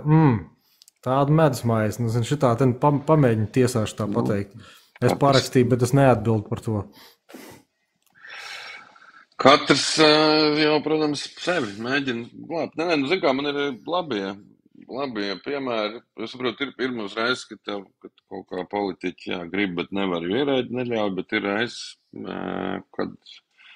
ko es arī redzējis, ka ja politiķis grib, tad ierēģi arī izdara visu, kā vajag. Varbūt tāpēc, ka arī ierēģi grib to pašu, bet kaut kā tā politiskā griba ir, tad var izdarīt daudz. Tas, ko es esmu novērojis daudziem politiķiem, ir liels naivums, lētacīgums un praktiski arī egomānija. Un tad to ar tādiem atribūtiem var manipulēt tie, kas jau ir pieredzējuši veterāni. Jā, protams, arī, jā. Es tik tā domāju, tagad, piemēram, vai šis te būs tas gadījums, kur, piemēram, jaunā vienotība varēs parādīt savu meistarību līdz vēlēšanām, kā atkauties no visiem šiem te pārmetumiem. Vai tomēr atkal vajadzīgs rebrandings, un tad būs, jaunā čistra tīrā vienotība? Katrā ziņā laiks viņiem vēl ir kaut ko darīt. Plus mīnus 5 nedēļas. lielā, nu, zin kā, tas Eiroparlaments jau man šķiet, ka tur norakstīts lielā mērā. Domāju, ka to vienu savu vietu dabūs tāpat. Domā, Dombrovski? Nu, jā, es domāju, ka jā. Kāpēc, lai nedabūtu? Bet mēs negribētu, lai Kariņš arī ir Eiroparlamentā atkal. Bet tu zini, tu esi dzirdējis šo variantu. Man armijā šo stāstīja sākotnēji anekdoti, kamēr es pats neredzēju, un tad es, ka tā tiešām arī notiek. Ja tu gribi no kaut kāda neliederīgā tipa atbrīvoties, paaugstināt viņa amatā. Jā, tā ir arī stratēģija, bet es negribu tā konkurences apspriest. Kā tā? Tas ir sportiski normāli pateikt, kurš tur ir lielāks luns un tādā garā. Nē, zinu, kā lai man, nešķiet tas korekti. Zinu, kā teikt, cik slikti, lai vēl tā vērtē. Man, ir mans piedāvājums, teiksim tā, Saprotu, tas, ka kāds ir slikts, jau nav, kāpēc man būtu kaut kur jābūt vai nejābūt. Bet, piemēram, kas būtu no paša skatu punkta tas arguments, lai pateiktu, ziniet, jaunā vienotība tomēr ir ar labu piedāvājumu? Viss, ko viņš šobrīd mēģina teikt, viņi jau to arī saka.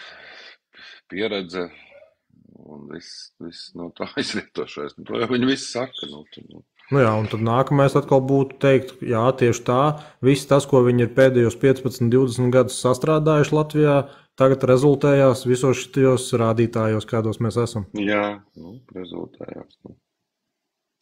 Mums klimats cits, tāpēc mums rādītāji tādi.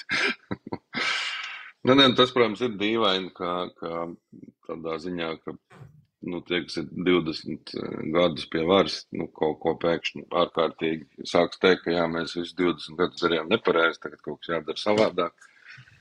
Diez vai. Bet viņiem retorika parasti ir tāda, beidzot, tagad gan jāsāk strādāt. Jā, beidzot. Bet mums, zin kā, ir PowerPointos, mums viss ir lieliski. Kad skaties PowerPoints, mums ir lieliski valsts, viss strādā, viss darbojās. Un tā tikai dzīvē nevienmēr tas tā sanāk. PowerPointiem, es teiktu, gan PowerPoint, gan Excel. Jā, Excel jums arī viss ir. Un tāpēc bieži vien tu kaut ko tur mēģini stāstīt, kaut kas nedarbojās, tad tev atver PowerPoint, kur ir viss schēma, visam taču jāstrādā, viss darbojās. Jā, uz papīra viss ir vietās, dzīve tikai kaut ko nepareizi dara. Tieši tā.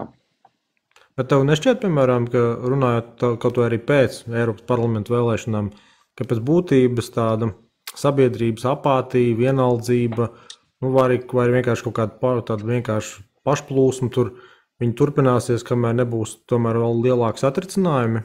Jo Covid bija kaut kāds satricinājums, karš bija kaut kāds satricinājums, tagad jāgaida ir citplanētieši. Slikti. Jā, man ir grūti iedomāties, kas vispār spētu latviešus, piemēram, dabūt ielās. Es nezinu, kam ir jānotiek. Jāaizliedz alkohols un jāsadārdzina mašīnām riepas. Būtu, jā. Jāaizliedz veci dīzeļi. Tad varbūt, ka iznāks. Bet tas jau arī notiek praktiski, ne? Ar veciem dīzeļiem.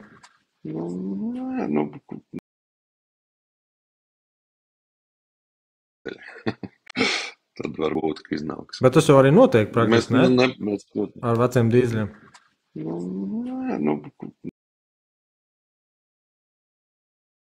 Tā uzreiz jau neko neaizliek, sāk jau arī bišķi Eiropa saprast, arī ražotāji, ka tur bišķi pārsteigušies ar visiem iekšdedzes izbeigšanām straujām. Nespēja tik ātri. Bet pašam, piemēram, kā auto lietpratējam, kāds ir viedoklis par to visu zaļo kursu? Nav kaut kāds komunisms 2.0? Zin kā, patiesībā jau, vienkārši prātīgāk to visu jādara. Nevajag visu investēt Ķīnas ekonomikā, zaļo kursu. Visu to pašu darīt pie mums, tas jau būtu labāk. Var visu mēģināt attīstīt. Īstenībā vienkārši kritērijs nosaka, ka visam tām modernajam, jaunajam un zaļajam ir jābūt izstrādātam un ražotam Eiropā. Bet vai tam mēs gribam vēl to smago rūpniecību pie mums? Mēs jau esam baigi izlutināti. Mēs īstenībā varam tādā ziņā teikt, ka lai tie tur tajās trešās pasaules valstīs kļūst par invalīdiem un piesārņo savu vidi, mēs gribam būt tie, kas vienkārši var pirkt gaisā, mēs esam pareizi. Jautājums, par ko mēs to drīz pirksim? Naudas finanšu sistēma jau joprojām ir rietumos.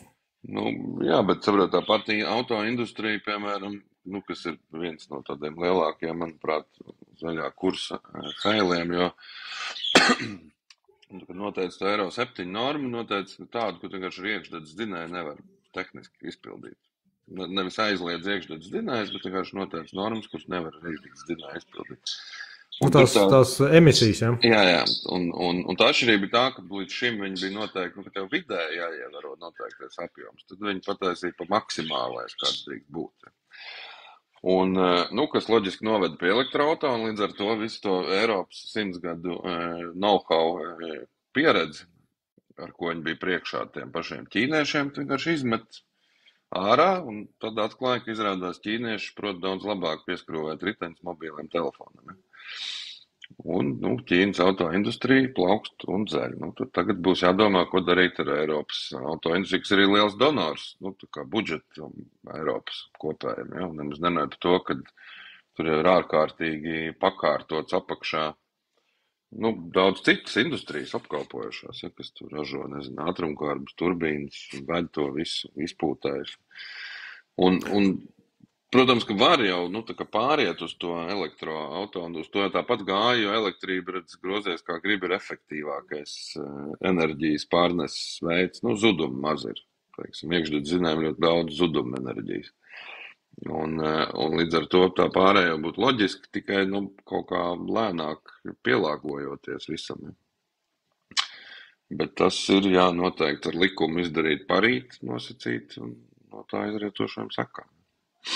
Bet pašam nešķiet, piemēram, tā vēlme pēc pašpietiekamības noved atkal pie faktiski atkal konfliktēšanas, jo savulaik pēc otrā pasaules kara tas iemesls, kāpēc globalizācija bija savstarpēji integrēta, bija tieši tā, lai katrs būtu atkarīgs no otru un nebūtu tā tieksme vienu otru apsist. Nē, tas jau nenozīmē, ka jābūt pilnīgi pašpietiekami. Tur grozies kā gribi, tur izēvielas tāpat nedabūs.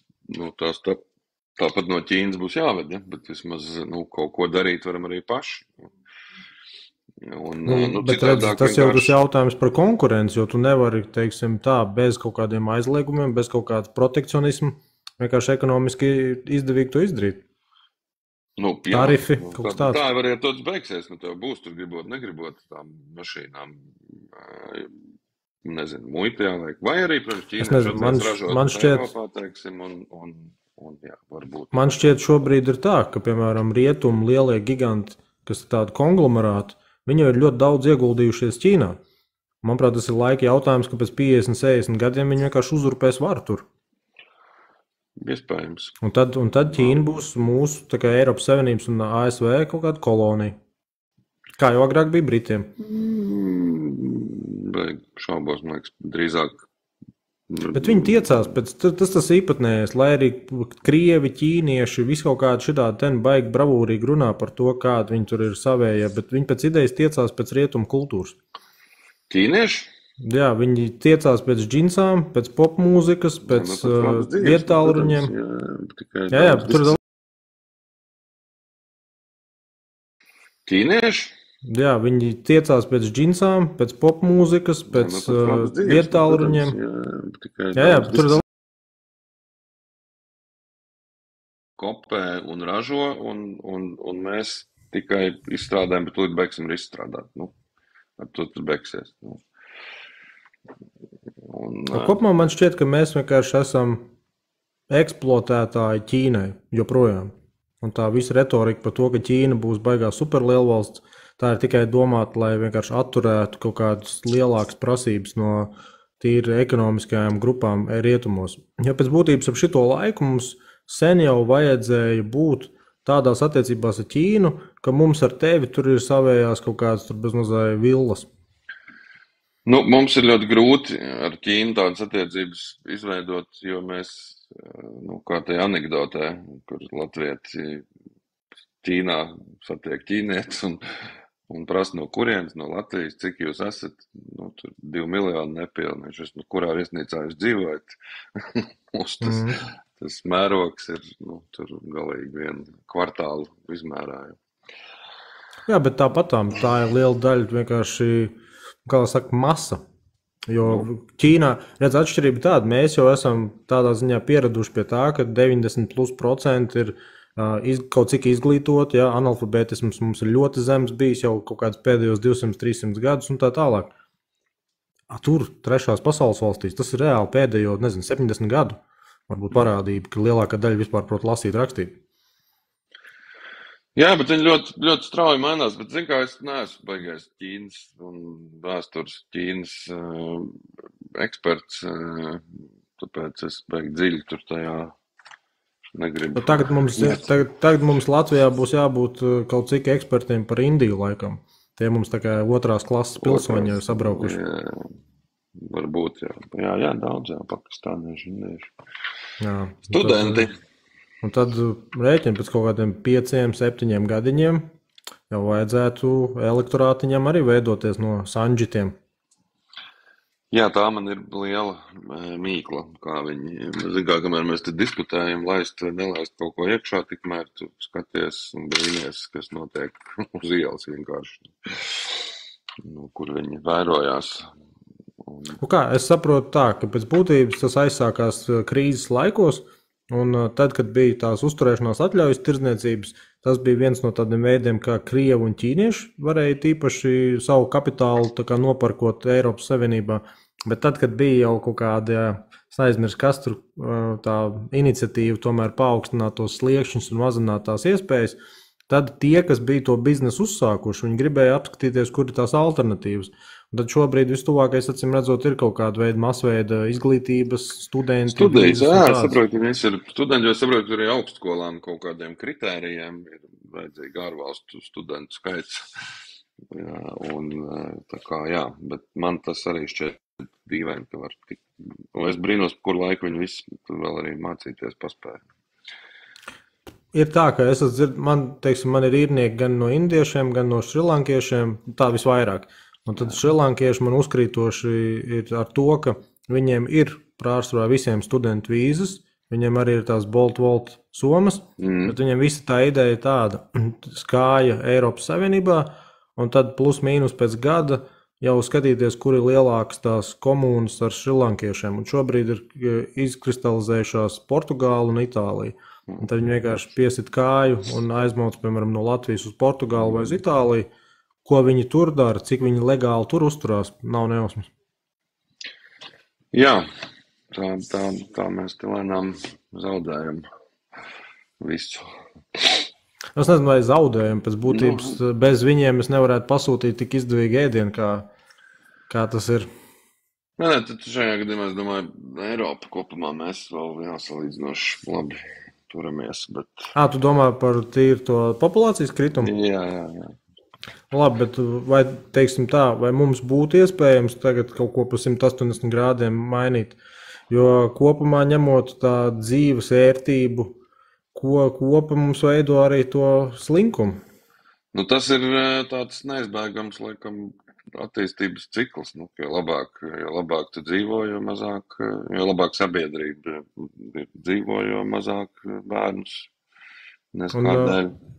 No vienas puses var jau arī teikt, ka mēs tikai atgriežamies kaut kādās vēsturiskajās normās, tāpēc, ka tā īstā populācijas izaugsme jau bija praktiski tikai salīdzinoši īsu brīdi pēc industriālās revolūcijas. Tad, kad tur tā urbanizācija sākās, tad laikam, manuprāt, no 1850. Gada līdz 1900 kuriem gadiem tur tad faktiski laikam pieckāršojās pasaules populācija. Bet tā līdz tam stabili bija tāda plus mīnus līdzīga. Nē, nu tā ir. Tur jau viņi arī šobrīd tur ārprātīgā ātrumā jau Ķīna, Indija, tas jau reģions ir, kur viņi tur rietumos jau krītās, sabiedrība noveco. Un, jau labi dzīvo. Tev ir kādreiz sanācis satikt parādnieku? Tā burtiski labdien. Jo es gribētu viņu kādreiz sastapt un pajautāt, tā reāli, tā apmēram, pie galda sarunas. Nu, kas būtu tas, kādā veidā pēkšņi Latvijā ieviest kaut kādu baigo vaislas materiālu? Nu, droši vien kaut ko baigi kardināli mēs diez vai mainīsim. Nu, es nezinu, man ir 3 bērni, neviens nekad nav bijis no, teiksim, kaut kādiem atbalsta mehānismiem atkarīgi, bet tāpat laikā ir droši vien patīkami, drošāk, ja viņi ir, bet vai mēs tur kaut kā varam strauji uzlabot situāciju, diez vai droši vien. Bet kā pašam, piemēram, bērni skatās uz nākotni Latvijā vai uz nākotni kaut kur rietumos? Latvijā pamatā. Man pašam Ne studijas, ne darbi? Nē, studijas es pats gribētu, lai viņi varbūt aizbrauc ārzemēs pastudēt kaut ko. Bet tā vispār, nu labi, man ir grūts, man viens, kam ir 21 gads šobrīd, puika, tas ir Latvijā un grib Latvijā būt.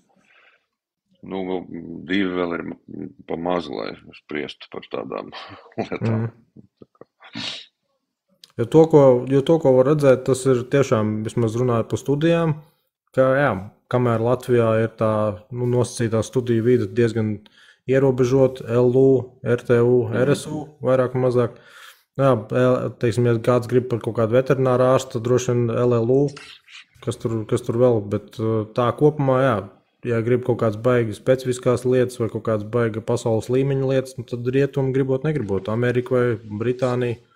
Man jau šķiet, ka tas nav slikti, ka jaunieši kaut kur brauc, mācās. Slikti ir, ja viņi negrib braukt atpakaļ. Jā, par to es arī domāju, vai tas nav tas īstenībā āķis pēc tam, kāpēc arī palikt. Nezinu, bet arī, zin kā, nu, man liekas, tādā ziņā visu kaut diezgan vienkārši, jo tu var atrast normālu darbu, normālu apstākļu, normālas algas un ir kur dzīvot, tad jau braukt atpakaļ, nu, tad pamatlietas jānodrošina. Tikai kādu mēs būtu gatavi nodefinēt, kas būtu, teiksim, normāla alga Latvijā? Jā. Lai pietiek.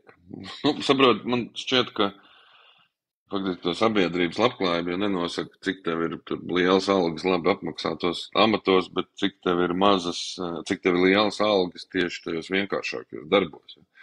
Jo tas jau ir tas rietumu labklājība, ka tu vari darīt pilnīgi vienkārši darbu, ko īstenībā daudz cilvēku arī grib. Vienkārši aiziet uz darbu, atstrādāt dienu, ne par ko neuztraukties un saņemt algu, ar kuru viņš var atļauties tur, 2 stabu dzīvokli ciešamā rajonā, tur 5-gadīga mašīna un reiz gadā ar ģimeni aizbraukt uz atpūsties. Ja? Labi, bet, piemēram, es to pašu civilo aizsardzību. Vugdā man pirmo gadu, nedaudz vairāk nekā pirmo gadu, alga bija nedaudz virs 650 eiro uz rokas. Tad, kad pabeidz to koledžu un noliek eksāmenu, tad jau tu vairs neskaities palīgs, bet tu skaities vienkārši ugunsdzēsējs glābējs, un tad tagad jau, var teikt, ir virs 850. Milzīga alga, jā. Jā, un tur tas ir normāli, ka 2-3 darbi visiem. Nu jā. Un pie tam neviegli darbi. Un tas, kas būtībā būtu vismaz īstermiņā risinājums, vienkārši visās malās ļaut savienot tos amatus. Jo ir jau vietas, kur vienkārši negrib, lai tu strādā vēl blakus darbus. Man šķiet, ka tomēr primāram mērķim būtu jābūt varētu samaksāt normālas algas. Bet iedomājies, man bija tā, man ir salīdzinoši daudz couchsurferi, es nezinu, tu esi dzirdējis par tādu lietu? Jā, zinu. Jā, man ir salīdzinoši daudz couchsurferi, un tad vienkārši sakritības pēc bija tā, ka es biju pagājuši gadu paņēmis to vienu puspagrabu Matīs ielā, un viņš 2 kvartālu attālumā no manējās daļas. Un tad uz to brīdi bija izmitinājies vienu francūzi. Kaut kādā sakarā viņš tur gribēja kaut ko atdot vai kā, pienākt, un tad beigās viņš man rosā, tu esi ugunsdzēsējs? Es saku, jā. Es arī esmu ugunsdzēsējs, es tur Francijā esmu daļas komandieris, izrādās. Nu, un tad es viņam izrādīju to savējo daļu, nu, viņš bija šitā, protams, tā, piesardzīgi izteicās un ne par to kvalitāti un tā, bet viņam sāk kaut ko jautāt par tām algām, un tad viņš tur arī bišķi nošausminājās, ka viņš teica tā, viņiem sākotnējā alga bija kaut kāda, laikam, 1500 mēnesī, un tad jau tur kaut kā pēc tām gradācijām, un jā, nu tur Nu, nevar salīdzināt. Viņiem tas ir. Un plus vēl viņiem bija tas, ka viņš teica, viņiem ir arotbiedrības stipras. Un viņiem katru gadu arotbiedrības rīko visādas akcijas. Un viņš teica, ka, ja es pareizi atceros, viņš teica, ka viņa arotbiedrība konkrēti tam reģionam katru gadu nopelna aptuveni 100,000 eiro, ko var iztērēt uz tieši savu struktūru vienību interesu vajadzībām. Un tas ir kosmos. Tas ir rīktīgs kosmos. Jā, es tādā ziņā brīvoju, kā mums jau ir tie brīvprātīgie ugunsdzēsēji, kas arī cits starpā ļoti daudz tur Ukrainai palīdz, tur sadarbojamies ar vairākām, bet, kā viņi dzīvo, es apbrīnoju to mīlestību pret šo nodarbošanos. Izsaukumos es kaut kādas pāris reizes bubiešu saticis. Viņi tādā ziņā, laikam, Ilģu ciemā visaktīvāk. Jā, Rīgā es pat nezinu, man ir vairāk tur no reģioniem, kur viņi ir vienīgie, tur pa veselu apgabalu, ja? Ka tuvākais tas valsts ir tur, nezinu, Valmierā, piemēram. Labi, viņiem tur nav tik daudz arī tie iesaukumi, bet tāpat dežūrē. Pozitīvi ir tas, ka jā, vismaz no tādas ugunsdrošības mums varētu teikt, ka paliek labāk un labāk vidēji ņemot. Ka tie izsaukumi arī nav tik smagi un tik bieži. Bet starpā runājot par zaļo kursu un elektroautomobīļiem, jūs tā kā apmāca ugunsdzēsājus griezt cilvēkus ārā no viņām? No kā? No elektromašīnām. Glābšanas darba vadītājiem noteikti tur tā taktika atsevišķi tiek apmācīta, bet tīri uz pašu to darbu tu tāpatām ņemtu tās šķērs un tos statņus. Vienkārši tur būtu jautājums drīzāk par to strāvas atvienošanu. Bet tas ir, teiksim tā, metodiskajos materiālos noteikti tur ir, bet redzi, arī vairāk agrāk bija uzsvars uz hibrīdiem. Tagad jau arvien populārāk paliek tie elektroauto, bet tā no tādām praktiskām mācībām es nevaru teikt, ka man ir bijušas vienīgās praktiskās mācības ar automašīnām. Es esmu bijis 2 reizes šrotā, un tad tās bija parastās iekšdedzes dzinēja mašīnas, ko mēs tur varējām pagraizīt un visādi tur spaidīt. Un kopumā, jā, tas būtu drīzāk glābšanas darba vadītājiem vienkārši, kurā brīdī, ja vajag, pieņemsim, padot vai nu putas vai ko. Bet nē, pārsvarā, ka tāpatām dotu ūdeni. Manuprāt, tur tas būtu vairāk jautājums par tīri par to, vai tur pat tas ne par degšanu, tur tieši par to elektrību. Es domāju, ka tur arī vēl mēs sagaidīsim daudz. Jā, par to teiksim tā. Es neesmu dzirdējis, ka būtu kaut kādi starpgadījumi bijuši, bet es esmu dzirdējis tādu sarunu līmenī, ka vajadzētu īstenībā kaut kādās apmācību programmās vairāk sākt pievērst uzmanību tieši tam, tāpēc, ka agrāk jau vienkārši tā nebija aktuāla lieta, bet tagad arvien vairāk viņas tur parādītos. Es domāju, ka mēs tur piedzīvosim vēl daudz jautrus gadījumus, kādos servisos. Ik pa laikam jau tur var dzirdēt ne Latvijā gan, bet kur Meličs izdomā, ka viņš mēģinās tagad tur kaut ko darīt un ne to vadu nokniepi. Elektronika ir specifiska lieta, jā, tur neko nevar darīt, bet tas, kas man šķita baigi mulsinoši, ka viņiem ir tie automātiskie zvani, ka viņi automātiski izsauc un tad tur arī, kad ierodies. Tas jau tagad ir visām mašīnām, gan arī jaunajām. Es nezinu, varbūt arī, ka parastajām jaunajām. Jā.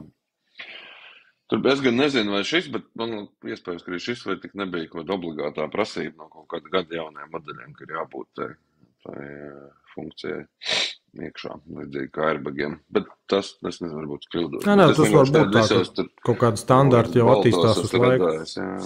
Jā, par to varētu tā būt. Bet Klau, par pikapiem izrunājām, par Eiropas parlamentu izrunājām. Ko tik mēs neizrunājām? Par optimistisku skatu uz Latviju arī izrunājām, bet, Klau, īstenībā, un tomēr šo gribētos tā vairāk precizēt. Pieņemsim, ja mēs būtu tagad 10 gadus nākotnē, un plus mīnus tā trajektorija ir izrādījusies tāda pati, kāda ir šobrīd, tad mēs tāpat sēdētu kā tādi spīti optimisti. Vai tomēr teikt, jābrauc uz kaut kādām tur siltajām zemēm? Nē, zini, kas... jo tomēr, ja tā galīgi godīgi, nav jau tā, ka mums paliek ar katru gadu ar vien sliktāk un sliktāk un sliktāk. Tomēr mums tā dzīve, ārkārtīgi lēni un sāpīgi, bet tomēr uzlabojās. Tas, par ko ir rūgtums, ka varēja iet daudz, daudz labāk, ka mēs atpaliekam no tiem pašiem kaimiņiem. Un tā, Es nezinu, vai to varētu attiecināt uz jebkurām sabiedrības grupām. Nē, protams. Ja tu runā par pieejamību izglītībai, pieejamību medicīnai, pieejamību darbam, kurš tev spēj nodrošināt iztikas līmeni, ne jau visos reģionos tu vari atrast to visu. Tā ir, jā. Taisnība, tādā ziņā tev taisnība, jā, ka ir lietas, kas paliek sliktāks, jā, reģionu, lauku skolas varam ciet, viss tas nāk par sliktu, protams. Bet būtu labi, ja mēs, piemēram, vienkārši tā arī pateikt, Klaudžek, sorry, mēs nevaram vairāk noturēt tādā, bet mēs pārdomāsim. Tagad, teiksim, nebūs tik daudz klātienes mācības, būs kaut kāds Zoom. Zoom varbūt nav labs risinājums. Redz, man liekas, ka tas mums tās sevišķi plauku skolas bija tāds brīdis, kad vienkārši jāpārlauž. Neskatoties, kādiem kritērijiem viņas atbilst, neatbilst, bet viņas jānotur, un tad tie cilvēki atkal tur sākt parādīties.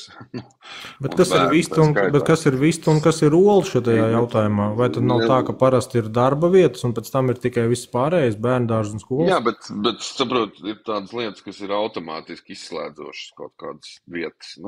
Pirmkārt jau vispār mēs patiesībā esam tik maza valsts, ka mēs, piemēram, ar kvalitatīvu transportu varētu, teiksim, dzīvot Latgalē un strādāt Rīgā, ja būtu, piemēram, ātrvilciens. Ja?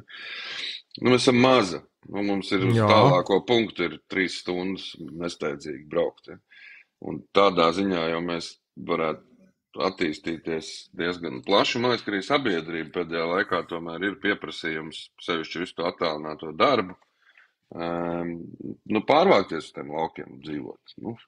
Bet tagad atkal mēs atgriežamies par visu šo bruņoto konfliktu tēmu. Vai tiešām kādreiz attīstīs Latgali kā reģionu, jo tā jau tā vieta, kur sāks bumbas lidot? Nē, tur bumbas nesāks lidot, tur tanki varētu iebraukt. Bet vajag viņu attīstīt. Protams, ka vajag attīstīt vienalga, karš vai ne karš. Viņš ir jāattīst. Tad apdzīvotība ir... Es vienkārši domāju tā, ja tev ir nosacīta degradēta teritorija un tev ir atsevišķas varbūt pāris maģistrālās šosejas, tad jebkurš sauszemes karaspēks būs spiests faktiski iet tādā piltuvē. Un tā jau pēc idejas ir viss šī nosacītā plānošana, ka viņi nāks bez mazliet pa to Daugavpils šoseju. Jā, tur Daugava un tā. Saprotu, mums ir pie tam šobrīd lieliski iespēja faktiski tev jebkuru attīstīt civilo infrastruktūru zem militārā karoga, kas viņi arī ir, divējādas lietošanas. Ja. Un tas pats Rīgas apvedceļš, teiksim. Ja. Tas jau teorētiski arī ir militārais objekts, varbūt, aizsardzības līmenī nosacīt. Pareizi viņu izbūvējot, respektīvi. Jo tu arī skaties visur, tajā pašā Ukrainā, tur Kijev, Harkiv, visur tur līdz apvedceļam tik tālāk netik, tāpēc, ka tā ir, līnija, ko tu vari tur nostiprināt. Tā ir kaut kāda pozīcija vai kā? Nē, vienkārši viņa fiziski ir ērta vieta, tāpēc tev jātiek pāri tiem 100 metriem plika asfalta, ja tu gribi ienākt Rīgā, nosacīt. Un tad tu vari viegli viņu aizsargāt vai turēt. Bet restīvi mēs šobrīd jebkuru infrastruktūru varētu mēģināt būvēt pa Eiropas naudu zem kaut kādas militārās mobilitātes programmām. Ja to visu būvēt, paturot prātā, ka var būt kaut kāda militāra situācija. Bet zini, kur būs āķis? Finansistos.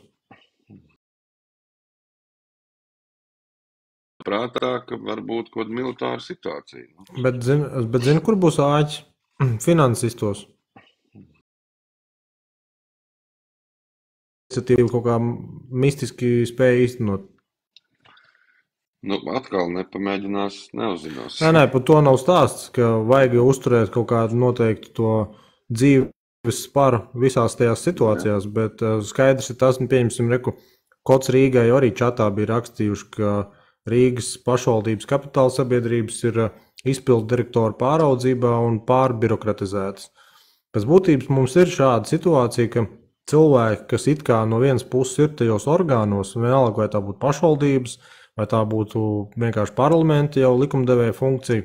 Ir cilvēki, kas ir tajos orgānos, un viņi nonāk pie tās atziņas, ka mēs jau īsti nepieņemam galvenos lēmumus. Un tad kurš pieņem, kāpēc, kādā Bet, veidā, zini kādā kā, mistiskā procesā? mēs esam drusku arī kā sabiedrība pie tā vainīgi. Un es pateikšu, kāpēc. Tāpēc, ka mēs it visā, kad ir kaut kāds liels ziepes, vainojam ierēģus. Vienmēr ir vainīgi ierēģi. Teiksim, Maksims sabruka, ierēģi neizkontrolēja. Citi bija, kas būvniekus vainoja. Miskaste aizdegās, vidas dienests vainīgs laicīgi. Miskaste neatrada. Kāds zina, kas bija tas uzņēmēji, kas saveda to miskastu tur nelegāli? Kurš tas bija? Neviens par to nerunā. Tā atrasties tā vietā, lai koncentrētu uzmanību uz to reālo noziedznieku, mēs vienmēr vainojam policistus, ka viņi nav laicīgi novērsuši noziegumu. Protams, ir arī gadījumi, kad tas tā ir, bet respektīvi mums vienmēr vainīgs ir nevis tas, kas ir izdarījis pārkāpumu, bet tas, kurš nav nokontrolējis. Un tad, protams, ierēdniecība iztaisa aizsarga mehānismus, kad pirmkārt labāk ir neko nedarīt, jo tad nekas arī nevar notikt slikts. Bet es tev nopietni tā, lai nevar vainot. Jā, bet es tev nopietni to saku. Publiskā sektora finansistiem, teiksim tā, piesardzīgi mans minējums 4 piekdaļām no viņām. Visa nostāja ir tāda. Labāk neizdarīt, ja nav 100% vispārībā garantijas, ka viss būs no A līdz Z tīrs un nebūs jāskaidrojas.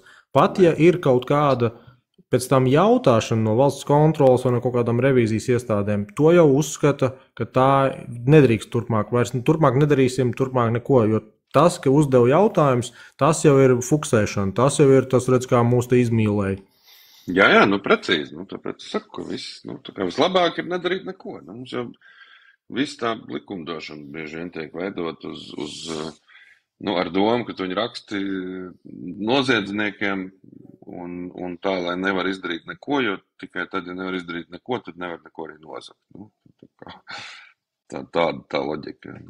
Jā, un ja tomēr kaut kas ir izdarīts, ka beigās tāpat grūti ir kaut ko pierādīt vai pieķert.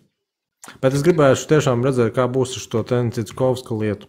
Tev ir kaut kādas lietas, piemēram, kas tev interesē tādā politiskajā vidē, ikdienā, kur tu tā kā seko līdzi un sāki jau sekoju līdzi. Es vairāk domāju tā, kaut vai no tiem pašiem skandāliem. Jā, tur ir skaidrs, ka tur ir konkrēti vārdi un uzvārdi. Es ar interesi skatos, kā viņi viens ar otru. Visi trīs stūrī nostājās ar pirkstu viens pret otru. Ja? Kurš neviens neko nav zinājis, neviens neko neatbild. Tad būs interesanti pastīties, ar ko tas beigsies. Ja? Tur tā situācija, manuprāt, ir diezgan dramatiska tādā ziņā, ka tur ir pilnīgi skaidrs, ka ir 4 gadi par šo noziegumu likumā skaidri un gaiši rakstītu. Tad, man liekas, pat nav beigie varianti no tā kaut kā atbrīvoties, ja, ir galīgi netalantīgs prokurors un ļoti talantīgs advokāts varbūt, ja, un tad ir interesanti, jā, uz kuru tur apstāsies tas laimes rats. Bet kopumā, piemēram, ko tu gribētu redzēt, vienalga kāda ir iznākuma Eiropas parlamentā, bet ko tu gribētu redzēt, piemēram, līdz pašvaldību vēlēšanām, kaut kādas tēmas, kuras tomēr kļūst ikdienā svarīgākas? Tīri civilā aizsardzība?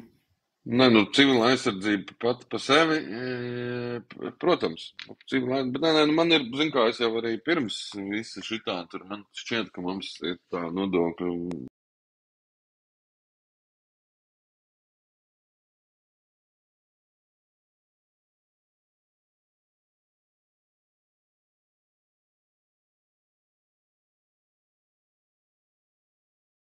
tev ar 1 klikšķi jāspēj samaksāt nodokļi līdz 100,000 apgrozījumam, ar 3 klikšķiem, 500,000 apgrozījumu 6 klikšķiem.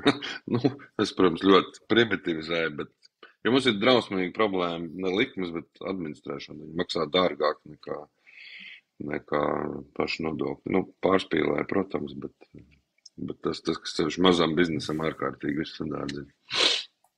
Jā, pēc būtības jau var teikt, ka tam mazajam biznesam īsti nav izdevīgi būt baigi caurskatāmam, vismaz tad, kad ir mazie apgrozījumi.